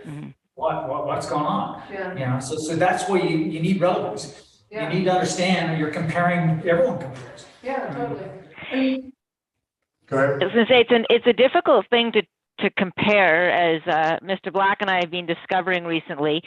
Getting a lot of the data from Civic Info or Civic Stats or whatever it's called. Anyways, it's definitely hard to compare because there's not a lot of flat fee communities. There is more than I thought there was. But yes, you're talking about consumption. And so in the end, unfortunately, regardless of how we compare to other communities, this is what it's costing for our system. And it's based on decisions that were made in the past, things that were done and things that weren't done. And that's the same case with every community. Everyone's got their own costs for providing water and sewer services to the residents. And unfortunately, I understand it's nice to see how we compare to different municipalities, but there's lots of differences in our systems and where we get our water from. They might have their water much closer to their city than what we do. There's a lot of different variables that comparing what you pay in Revelstoke for your water to what you pay in Sycamoose or Salmon Arm or Vernon or Coldstream. You're not comparing apples to apples, other than the fact that when you turn on your tap, it's water coming out. But how the water gets there is different for every community. Right. And fair enough. I mean, it kind of ties back to the conversation with Canadian phone bills are ridiculous, but our Canadian phone infrastructure is different from in the States or in Europe or anywhere else when you look at per capita. So I think as much as we don't want to get it, we do get it. It's the painting of that picture that I think I would support that 10% increase just in the interest of getting utility fees to cover the utility costs. But I want that picture painted. So as we look at the levels of service review, as we look at changing our budgeting process so that we separate out the fees from the property taxes, as we look at improving our communication strategy and using Talk Revelstoke to showcase these services that we provide, what goes into them, what kind of, I get it's complex, but I think the average citizen might struggle, but I think you'd be impressed and surprised with how much our community can take in if they're provided with that information. So I think as we go into an election year, I think we're all mindful of what is the election going to look like, what is the conversation going to look like, and how is the next council going to feel about these increases going forward? And are they going to have the community behind them to make the investments that we need to have a functioning water system without having to go into debt to be able to fund our basic maintenance? That, like we were talking about, is not a reasonable use for debt. We should be paying for this through our fees and taxes, so that we're not putting it on future generations. And so, I think about, I probably said this before, to go back to what they did in Golden, when they talked about infrastructure, right? They went out for a year and basically said, community, this is what you're going to see. You're going to see 5% increase per year for the next 5 years, just to service the infrastructure. And there wasn't a peak because people understood what was going to happen. Tell the story. And so I think we need to make that very clear. Got to be totally transparent on what you're paying for. This is it. And so this is not only incumbent upon staff, it's incumbent upon us. Yeah. They'll get that message of Councilor. Yeah, I mean, I think if we, Like, I'd be interested to know what the other scenario is where you just do kind of like a rate adjustment more upfront with less frequent year-over-year increases. I mean, I imagine that it would be shorter, you know, like the burden overall would be less on people if we did it sooner. And since I don't think any of us are planning on running again, we may as well just go out on a bang, you know, raise the prices and that's it, except for, sorry, maybe the mayor. Okay. All right, unpopular opinion. That's just me. That's what I think we should do. I think if this is the real, like, if this is the real situation and like, this is what the infrastructure needs, I personally would be more in favor of just making the adjustments up front and it will make, you know, potentially next councils look great, but that's, I think, the most prudent thing because ultimately the burden is less on the taxpayer. Councillor Schumann. I see where you're coming with that, and I don't completely disagree with you. My concern is that if we go too far and we don't explain it well enough to the community to get that buy-in, like the mayor was talking about in Golden, then the next council that comes in is going to reverse it. Rather than buying in that, oh, okay, now I get it. Yeah, but I never talked about not doing a good job of explaining it. I just think like, if we're gonna be making decisions to raise taxes or utility fees for 10 years or indefinitely at 10%, it's like, why don't we just acknowledge that we need to make an adjustment and make the hard decision now? Because ultimately that's better for taxpayers. And if we can communicate that well, I actually think it looks good on us. It's like, that's the job we were elected to do. So you can't take it in isolation. We've got 6.5% increase for taxes on the other front Totally. and 10%. We haven't talked about Surya. Yeah, exactly. So you have to weigh it. I mean, you don't want to revolt in the streets. Like, you know, I think you need to be sensitive to the guys who don't pay the taxes. Yeah. Councillor Burksville. Well, I do, you know, I understand Councillor Ryan's point of view, but there's also the aspect that this is budgeting 10 years into the future. And realistically, things can change. And so, you know, some of these forecasts, there's going to be things that we're not going to see. There's going to be things that maybe we'll get grant funding for that we didn't know we were going to get grant funding for. So, you know, doubling the water rates today, in 5 years, we might be like, well, we actually didn't need to do that.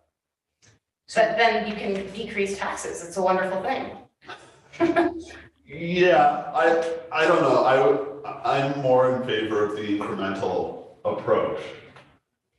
I guess what I'm saying is like, I don't disagree that it should be incremental in some respects, but I think front and like loading things a little bit more with more energy put into the explanation as to why we're making these big adjustments is my preference, because it doesn't seem like these issues are going to go away, because from my understanding of where these numbers are coming from, it's like, you know, the pipes aren't going to magically get better overnight. The roads aren't going to, I mean, maybe the cars will fly, so maybe we won't need roads. I mean, there are some uncertainties, but for the most part, this is infrastructure that's going to need to be replaced. Yeah, exactly. Some people think my car flies in the oven. So also part of the question comes down to the point where you say, we don't have the money, can we pare it back? Can you come up with a second-hand solution? Can you adapt? And we haven't had those conversations. We just get paid a number, it's going up, and it keeps going up. When you get a bill for a renovation job that you need on your house, it goes too far past your budget. You say, I'm not gonna do it now. I'm gonna do it later. I'll do part of it now. I'll do it. You adapt, right? So that's the same discussion we should be having with our budget here. I mean, as long as it's basic, it's we're functioning. I mean, if we need our roads, for instance, if we say it's gonna cost this much for so long down the road, maybe we should start thinking about an alternative. And let's put some actual meat on that discussion. And to that, I would say like, yes, but a renovation is different than your roof. Yeah, and this is the roof. This is the stuff we need. You pick your battles, and I say, so maybe there's another alternative. You and I don't know. It's fully left, we don't get to that debate. I guess all I'm saying is I haven't seen any municipality just miraculously come up with a solution to replace all their aging infrastructure, but I look forward to that day. Council Palmer. I just did a quick comparison of several communities I guess I put there. that a long time ago finished this budget process and have set their water rates. And it is important what the system is. One of our advantages, we're mostly on a gravity system, so we're not doing pumping and stuff like that. We have a plant that's a good plant that was built many, many years ago, so we don't have that debt and stuff. Anyway, just a few comparisons, just because we did the Sycamore example, who had they're paying massive debt on their new water treatment plant 6 years ago or so. Yeah. So it's not really a fair comparison. Anyway, Trail has an advanced water treatment plant. Their annual rate is $393. Cranbrook, $318. Castlegar, $381. Nelson, $379. So just putting those numbers in a relative sense, because we played the game on the high one. Yep. And certainly the number and the real need is important, but we're sort of throwing around numbers without diving in. And quite frankly, it doesn't matter what it is, 10% for the indefinite future, like how long are we talking, the next 100 years? It's just this number that's pulled out of the air. And so the conversation just feels way too flippant to me. It just, that's why we need to have a more robust discussion.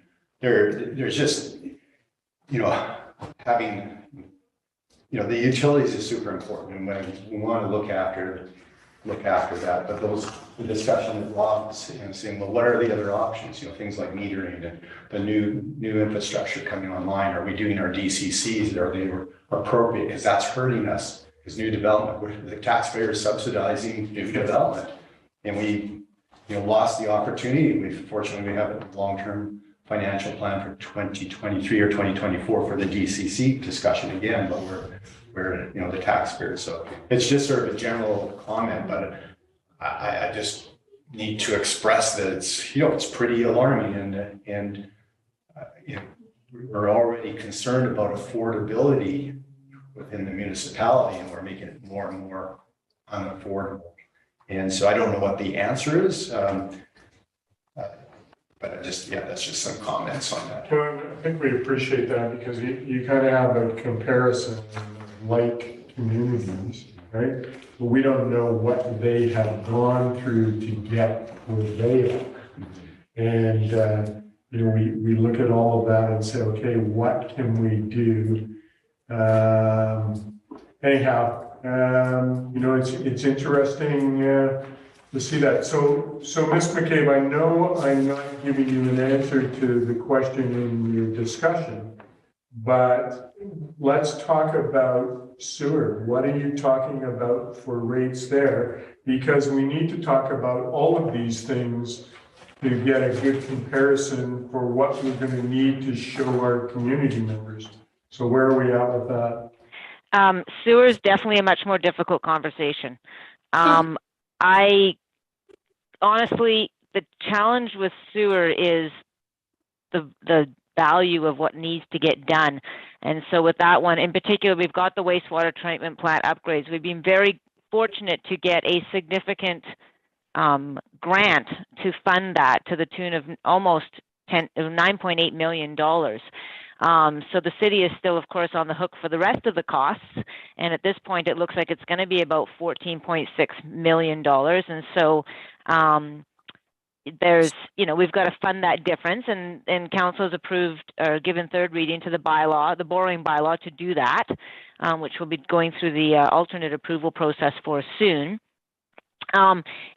It's the distribution. And even on the water side, I look at all the capital projects that are in both of these capital plans. And on the water side, maybe the golf course well could be considered a growth caused project. I'm not sure if Steve has more to say to that, but when I look at the rest of the projects, they're all maintenance of existing distribution system and treatment of existing water. Because replacing the pipe, the biggest thing in the water capital is the pipe from the Greeley plant to town. That has to be, that's the biggest capital project there, other than the ongoing maintenance. And the sewer side, the biggest capital project, of course, is the wastewater treatment plant upgrades. And so this one definitely is the one that keeps me up at night. So I did my own little scenario. I did what I would call my Jackie scenario. I said, well, how much does it need to be increased in year one, and then going forward at an extreme level that would actually bring us where we need to be. And so I actually looked at what it would look like if we doubled the sewer rates. So I'm talking about a 100% increase in sewer rates. So right now they're paying $345 a year. And so I looked at a scenario where we doubled that to $690 a year. For the average homeowner, that's going to work out to about $29 a month. And I recognize that is not an insignificant amount of money for some people. That's basically $1 a day that we're talking about, so that when you flush your toilet, it goes away. And then 5% after that. So, nominal increases every year after that of $3, $4 a month, basically. And even with that extreme level of increase, we're still going to have some issues in a few years where we're going to have to look at potentially internal borrowing from other reserves to fund some of the projects, or potentially deferring the projects until a year when they can be done. So I understand that this is not an easy decision to make. So that's where I provided the scenarios for staff in the sewer fund, similar to what I've done in the water. If they start higher, it starts at 5, and then I've got 10, and then I've got 15. And in your case, I did provide you with what does it look like if we just doubled it in the first year and then did what I would call more nominal increases, which is at this point about 5% a year for the remaining years. I don't know. Unfortunately, I don't really have the answer as to, if I was not considering the impact on the people and the constituents and trying to explain this to the people that, that we have to explain this to, from a financial perspective, I would just double it and be done with it, and then do 5%, small incremental increases going forward. But I understand that that's not necessarily palatable. And so then the question is, what is? And then at that point, then staff can come back with how we deal with the shortfalls, basically. And does that mean borrowing in the future? Potentially for the sewer fund, yes, beyond the money we're already borrowing, which is going to be about $7 million for the wastewater treatment plant. So, yeah, I'm sorry. I really, really struggled with this one. It's, like I said, it's definitely the one that keeps me up at night. And I believe it kept Graham up at night too. It's going to keep us all up at night. Mm-hmm. But I need that to go away when we flush the toilets, right? Well, I think we all do. None of us are happy about this scenario, I'll be honest with you. No. And, from what we've heard from the community already, talking about wastewater treatment, it was like we're needing to do wastewater treatment because our community has grown, and so some people are a little miffed about that sort of thing. Councilor Ryan, you had a question or comment? No? Okay. Any comments from around the table, Councilor? Just more so a question. Penny, you said we have 9.8 in a grant, and the project cost is 15. Yep. So basically $5 million that we were going to. Yes, and and I have $5 million in the budget at the moment is what we'd be borrowing. The borrowing bylaw is for 7, but I have 5 in there. And the term of the loan would be how long? I believe I did 20 years. So annual payment on $5 million at 20 years. Estimated at $325,000. So that's 2% of our tax dollars. Well, it's sewer rates, so. Sewer. Yes. Oh, okay. Yeah. Yeah. So can we amortize over a longer period? The sewer plant should last a lot longer than 20 years. 30 years is the maximum. So the reason I used 20 was because that's what our debt management policy recommends, is not going over 20, so that's why I used 20. I could use 30. I could find out I'm not sure how much of a reduction that would make in the annual payments, but I could certainly figure that out. And the interest on that would be, do we get a long-term interest rate on that, or how does it work? So right now they're sitting at about 2.5% interest. And that's what I've used, but I must admit, I'm starting to get a little nervous that might not be high enough. Once it's locked in, is it locked in or is it going to fluctuate? It's locked in for 10 years. Okay. So once we borrow, we're locked in for 10 years. Doubles and we're screwed. Yeah. Well, that's more money. Yeah. 20 years out. Council Palmer, sorry. Yeah, so I have a question and I have some comments. Question, so just on the borrowing, so the rate is determined by the municipal finance authority? Yeah, they give us, they give everybody an estimate of what they think it's going to be, but because it's not actually a loan, it's actually a debenture that's being issued. They will not know until they go out, whenever we decide to borrow, whether it's spring or fall. When they go out to the market, that'll be what determines the rate. And so it's a matter of, how much interest they have to pay on a bond to get the money that's required. And how often do they go to market? Twice a year, spring and fall. And so we're at the mercy of whatever that rate is at the time we need the money? We are. I'm going to suggest that it is the best and the lowest rates that we'll be able to get from anywhere, and that's because of the rating that the MFA gets from the bond market. It's quite a high rating, much higher than a municipality can get on its own, and that's because it's based on the financial strength of every municipality in BC. Thank you. Yeah, the MFA is a real success story. So on that, it's amazing. So just a couple comments. So again, those same comparator communities, Trail 269, Cranbrook 240, Castlegar 306. That's 2022 rates for sewer. I haven't said Nelson's yet, and there's a reason for that. And I'll come to Nelson's in a moment. I'm more comfortable with the sewer because we've gone through the liquid waste management plan. Thank you to Steve and his group. We thought we were going to be into like a 30, 40, 50, $60 million plant, and it's substantially less. We've been delaying this treatment for years and years, and now we've got this amazing solution. Mm-hmm. Going back to Nelson, I can't remember when they replaced their wastewater treatment plant. I remember visiting it though, and it was some time ago, and it was a disaster, and that's an understatement. Prior to them replacing, or yeah, prior. So, and they anyway, without going into all the details of that's a different plant, but Nelson had to make some hard decisions once upon a time. Their annual rate for sewer is $710.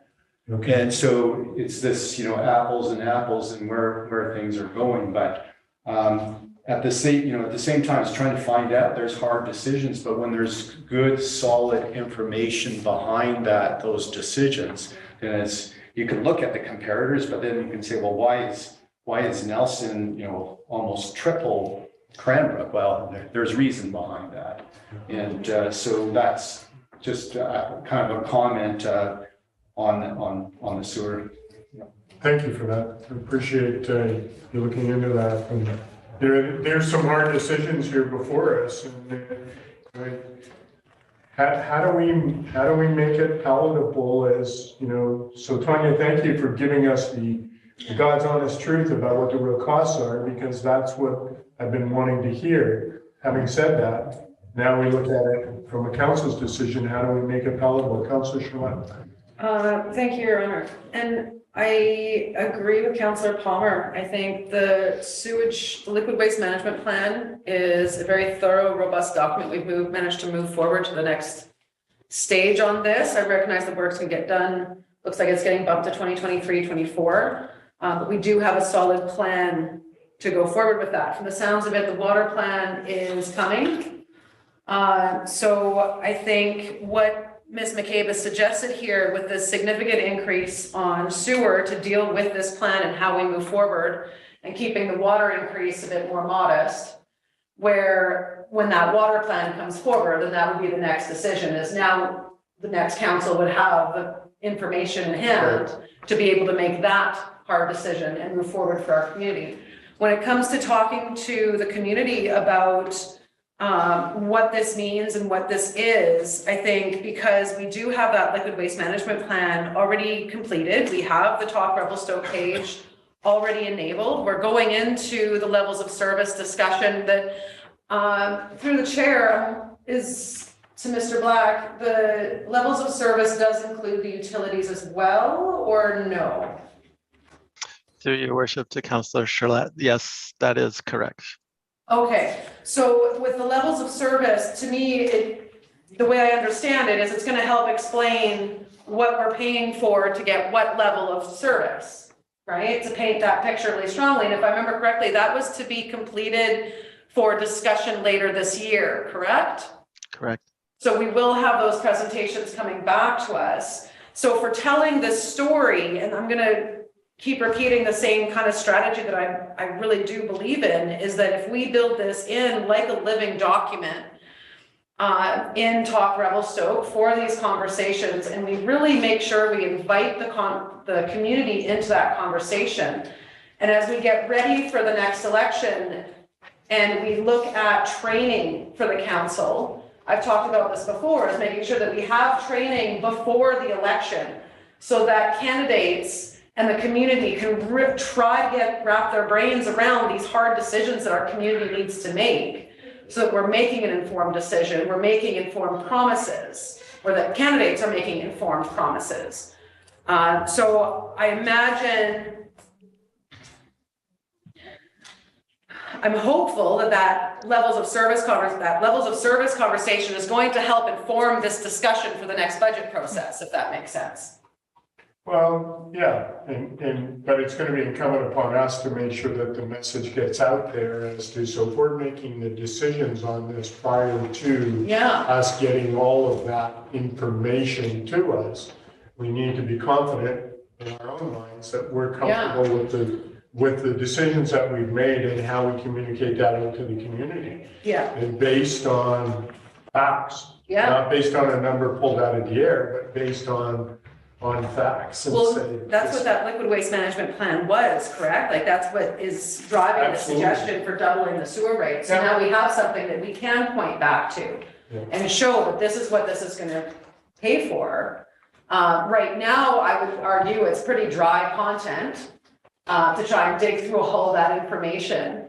But we've talked before about going for tours of the utilities. I don't know that I've ever had the capacity to make time for it, but perhaps this is an opportunity to look at, could we go for a tour? Could we get admin or communications in some way to help broadcast that out to the community as part of this?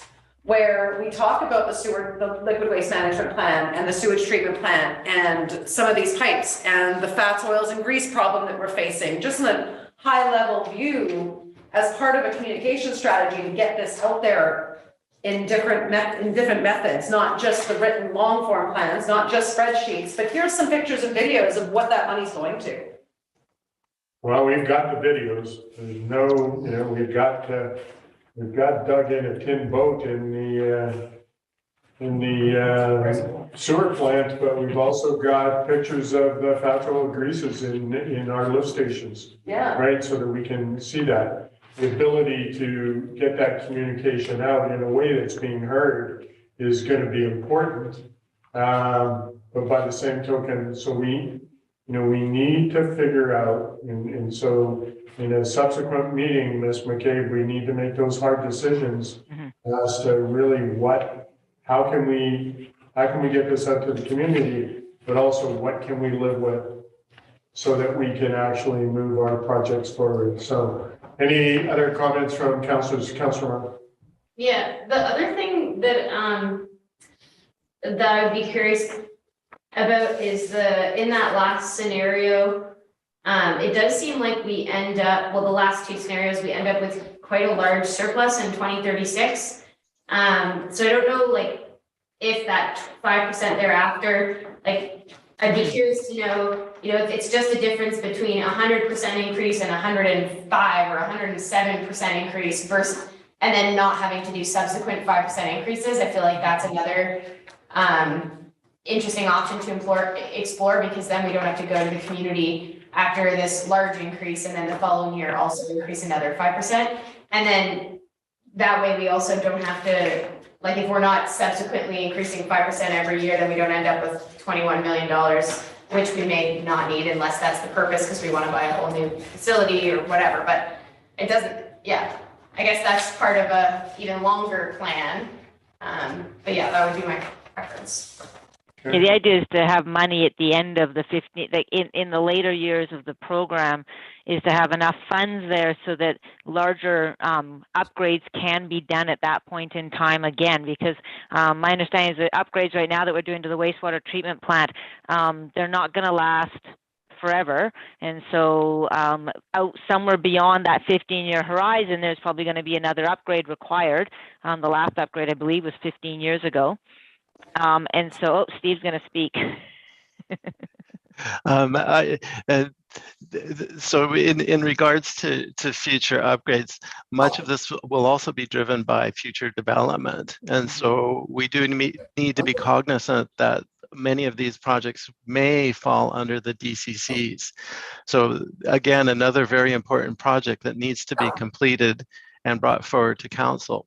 The second component is that as our presentation last week regarding pipes in the sewer, I believe it was like 35% of all the pipes are more than half of their life over.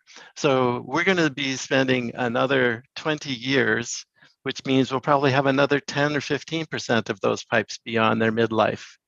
So as a midlife crisis, and again, we don't know if they're going to break at half-life or if they're going to get the full extent out of them, but we still need to be putting money away for repairing and replacing that infrastructure as we go.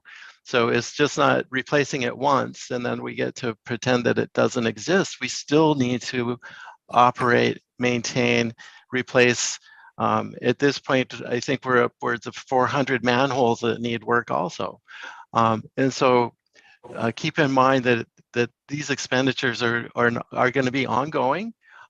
We also need to be considering that inflation is playing a huge role in our costs and is likely going to continue to play a huge role in that.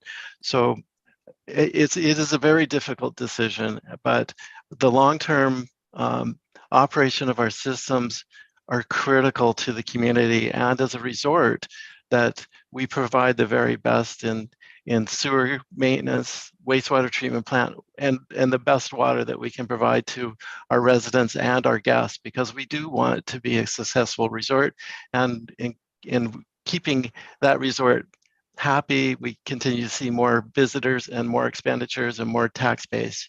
And so it's a vicious cycle of we need to do in order to keep the other side of the equation going. So I wish there was a simple answer, but it's an ongoing cost that we are going to have to address.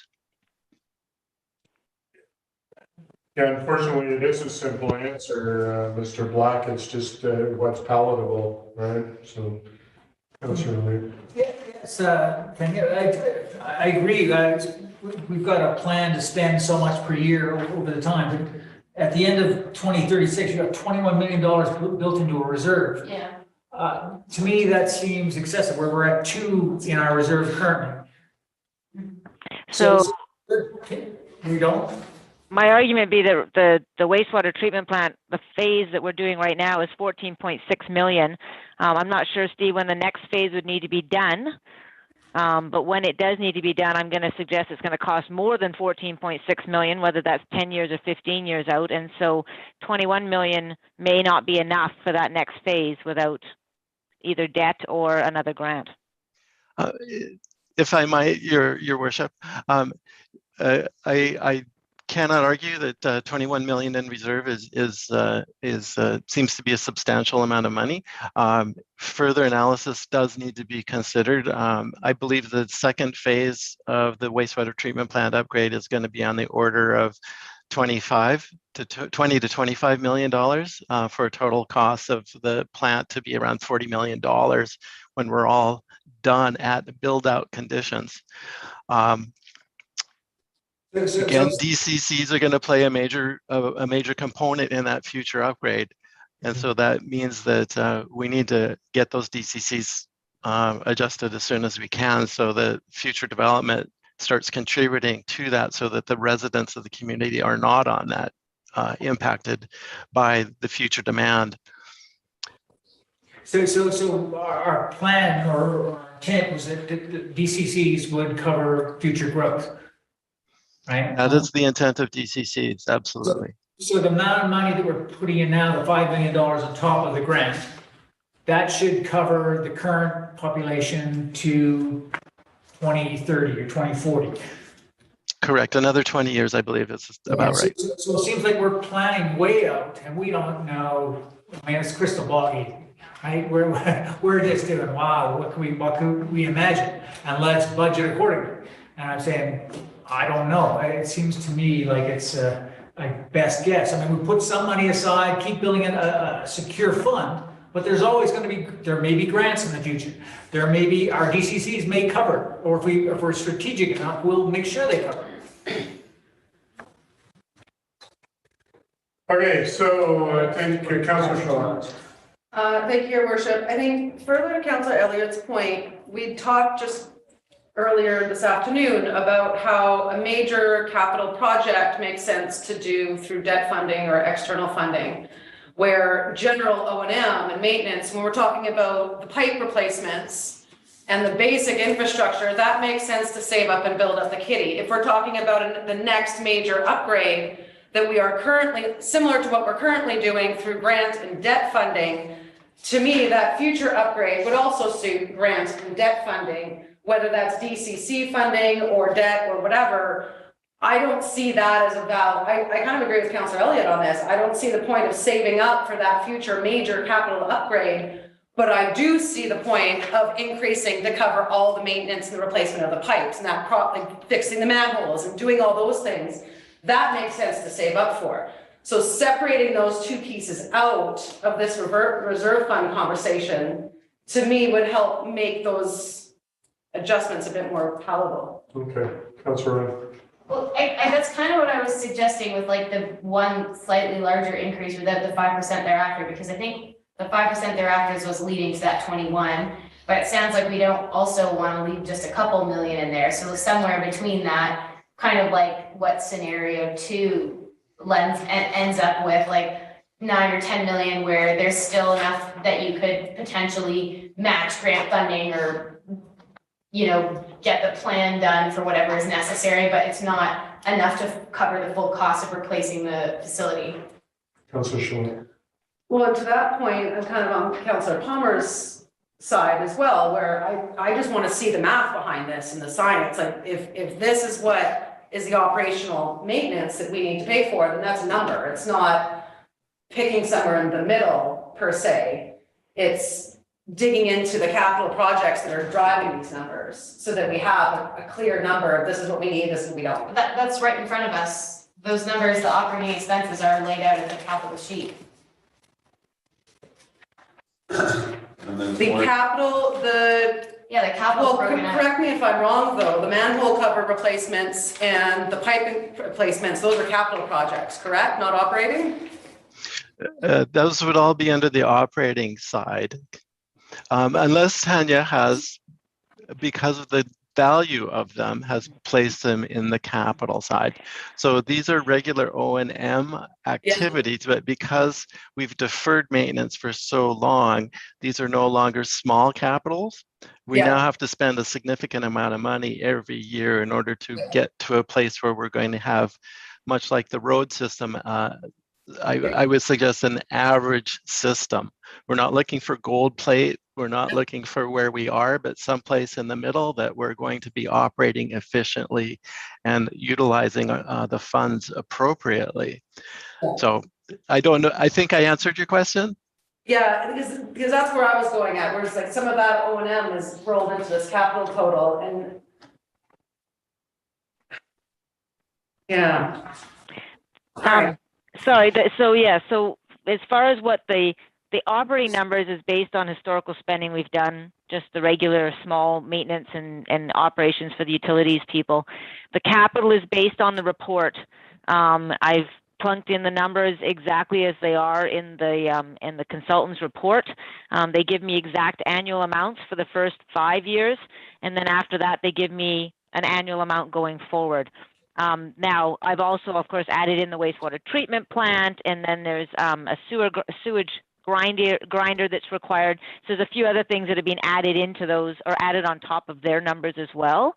And that's where the capital spending comes from. So Steve's quite right. If it's a large enough number, I put it through the capital because I have to capitalize it as an asset. So, but yes, it's at the top of the page. What do you want from us today? I'd like some guidance of whether or not council is comfortable with the proposed increases for water and then for sewer at this point. If you want me to move ahead and bring back an analysis to council that shows you what the final impact is going to be if we do what I'm recommending. Okay. So any comments? Let's talk first about sewer. Because I think we can all kind of get behind that because of the liquid waste management plan. But Councillor Brookshill, put your hand back up and ask the question. Well, it's not really a question. So I guess we've already decided to put all of the administration fees back on the water and sewer. So that, roughly speaking, is going to take care of about a 10% increase. Yeah, is that included in this? That's a good question. No. It's not quite that much money. It's about $500,000. Yeah. Well, 10%. I don't know. But is it in this? No, it's not in this. It's not in that, those paragraphs. Yeah, perfect. So I think we're definitely going to need some kind of large increase, especially for sewer. Yeah. I'm not sure. I don't agree with a doubling of the sewer rate overnight. I don't think that that's going to be palatable, and I don't think we're going to be able to sell that to the community. So I'm not.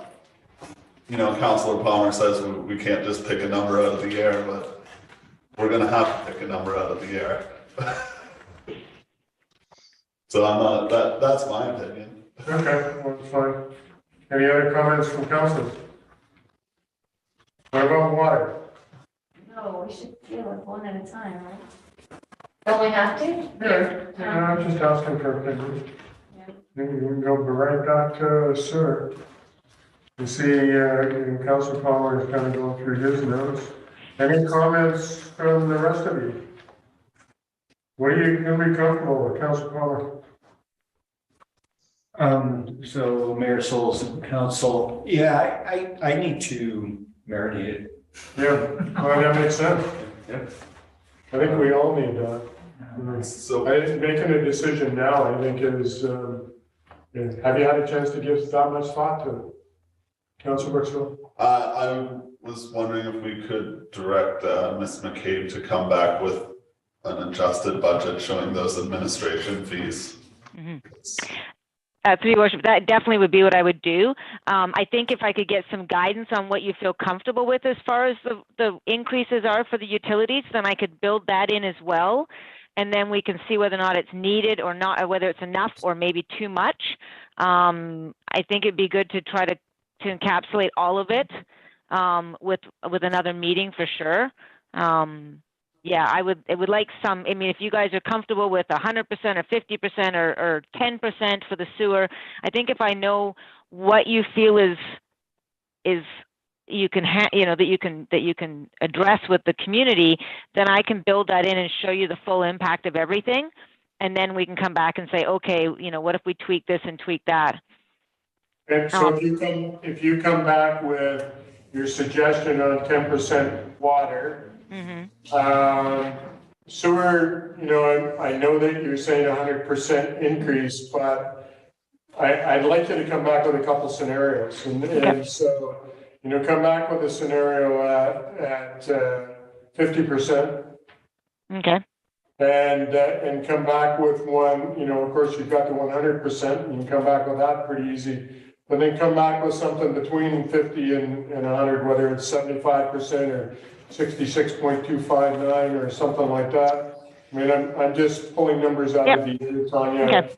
But at least then council can look at that and say, whatever. So we look at, if we go back to water, if we look at 10% as you're suggesting, and then 5%, I know that's not enough, but if I'm asking you to give us some options, then we look at that so that council has something that they can at least look at, and then we'll discuss amongst ourselves what we feel would be palatable to our community.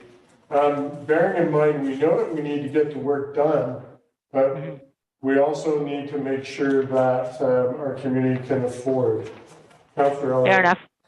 I'm just wondering, Gary, do we have to commit to 15 years? Can we just narrow it down the window to 5 years and say, listen? That's the problem that got us here, though.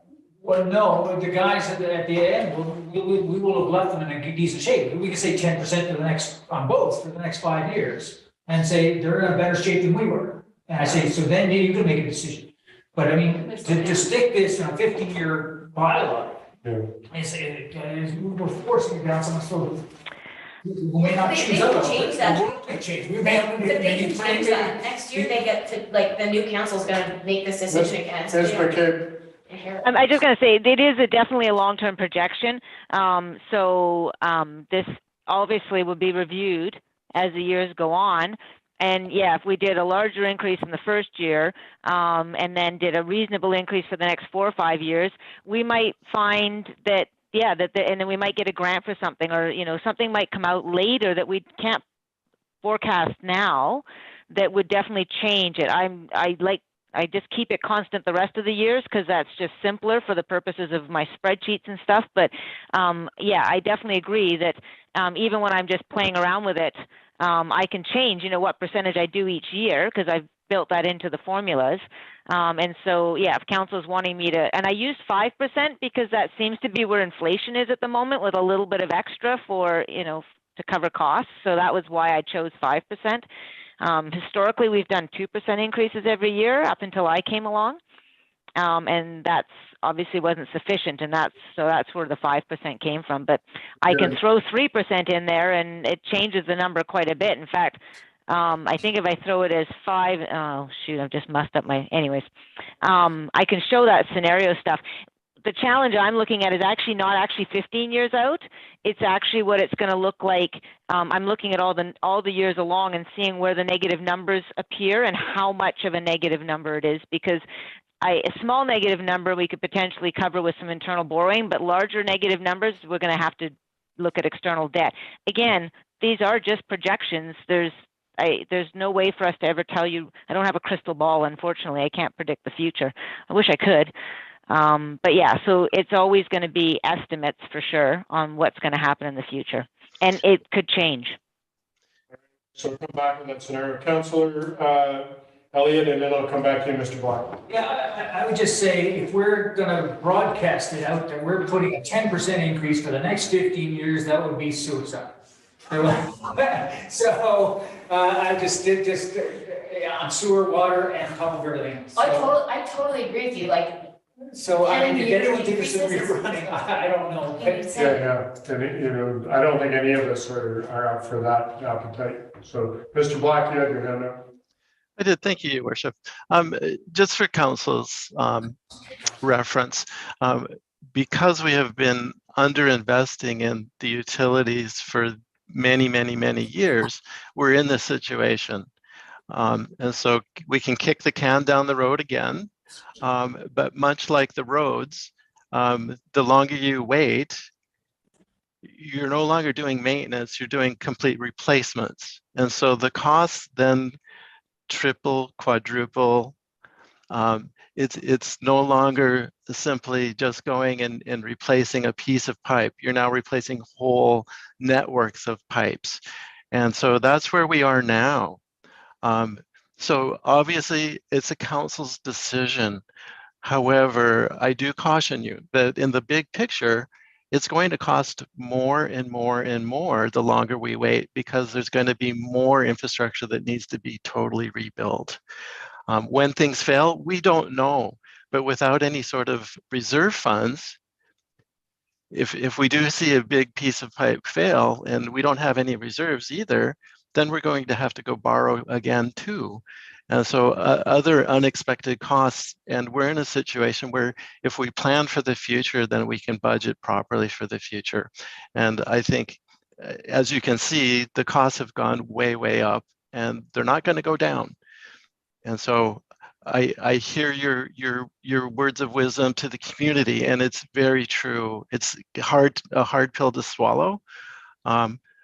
However, we can't keep kicking this can. It's got to be addressed one day. And I think we get that, Mr. Black. I just want to look at different scenarios, but Yes. also, McCabe, we need to look at, if we put through what you're recommending, what you're both recommending as far as utilities, then we may need to look at what our options are for a tax rate increase.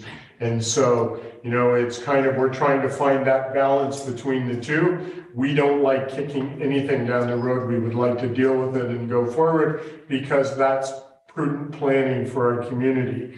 And we understand that sort of thing, but also we want to look at it and say, we've just come off of some of the hardest years that people have experienced. What can we do? And so we are in a situation that no one wants to be in, but every council across the country is in the same situation. So we're just looking at options that we can deal with. However, your words aren't lost on us. So please understand that. Any comment? I would just add, I'm not kicking the can down the road. I'm saying, okay, let's just narrow our horizon to the next guys that come in 5 years down the road will have to look at this as well. But we've set them up on a path. If it's 10% or a big chunk now and then 5-10% following, this is the path that we're committing to for the next 5 years. That's all we need to say. We don't need to say we're sticking the community for the next 15 years. And so we can even be as bold as to say, what can we do this year that's going to make a difference? Yeah. We look at that and say, okay, so we're going to double prices or whatever this year. What are we going to do that's going to make a difference this year, knowing full well that we're going to have to make some adjustments in years subsequent? Councillor Sherwood. Yeah, thank you, Worship. And I think I really appreciate being able to see the 15-year horizon, but I don't take any of those numbers to be serious. And I don't think anyone really does from the conversations I've been seeing. It's just to put it into perspective. It's just to have it on the radar. Our financial plan, our official financial plan is the one that we submit to the government is 5 years. Mm-hmm. That's all we're really committing to. The rest of it is for our information only. It's not a commitment. Because the next council is going to adjust it next year and every year after that, and they will shift all the plans going forward. But at least this is so that we can see that we are setting them up for success.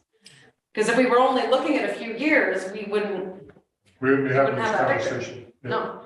All right. Any further comments, Councillor Palmer? Thank you, Mayor Sulz. I concur with the three scenarios. So your dream scenario that you more or less presented here, and a couple others.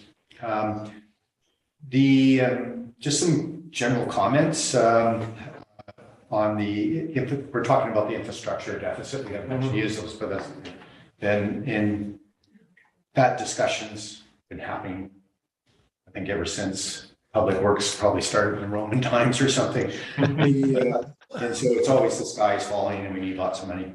And I'm not belittling the need of looking after our infrastructure. The idea of budgeting for the ultimate is not good, prudent planning, especially when you're looking at the major capital projects. So on the big projects, just a reminder for us all, how do we fund those big projects like wastewater treatment plants and those things, big projects, how do we fund them? Grants. So sometimes there is a reason for kicking the can down the road. And there's cycles, there's with the governments, both the federal and the provincial, and there's often synergies.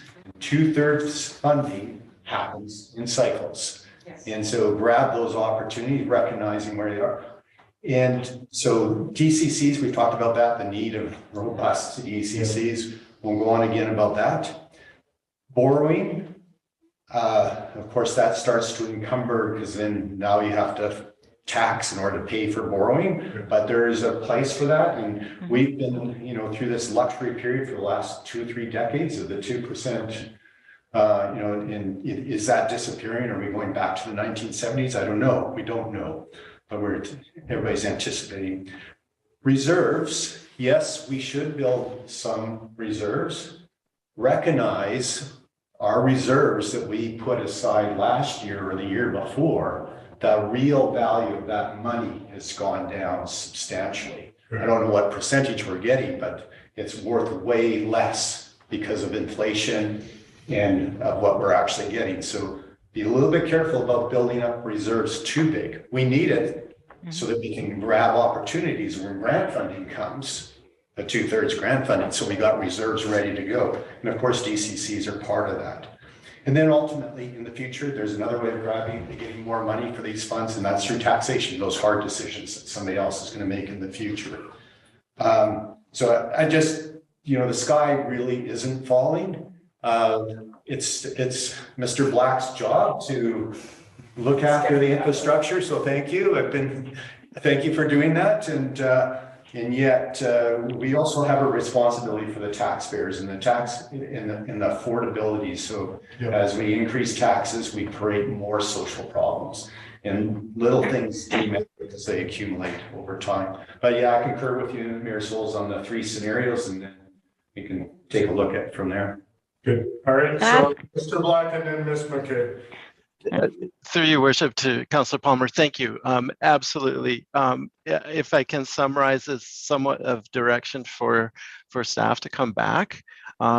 One is to not have such a robust reserve fund in our long-term plan, and to consider funding at a rate that with 3 scenarios to come forward. And make some adjustments perhaps to some of the project scopes and timing in order to maximize or minimize the tax incremental, and I used the wrong word, the utility rates increase for council's consideration at our next meeting. Is that somewhat summarized where council is asking staff to respond? Fairly close, yeah. Yes. Okay. I think we can make that happen, and there are just a few. And if you recall last week's meeting, especially regarding the sewer, there are a few pieces of pipe that are absolutely critical, that are high risk. So we can certainly look at reducing some of these costs for the first, the first couple of years in order to ensure that we can meet the goals of council in the rate increases. And so let us come back to you and with some opportunities and some solutions that we think can be palatable. Great, appreciate that. Thank you, Mr. Black. Ms. McKay, comment? The only one thing I would add to that is that I think that what Steve and I can work towards is also looking at the projects, the capital projects that are in both of those plans, and identifying whether we think any of them could be potentials in the future for grant funding and what percentage.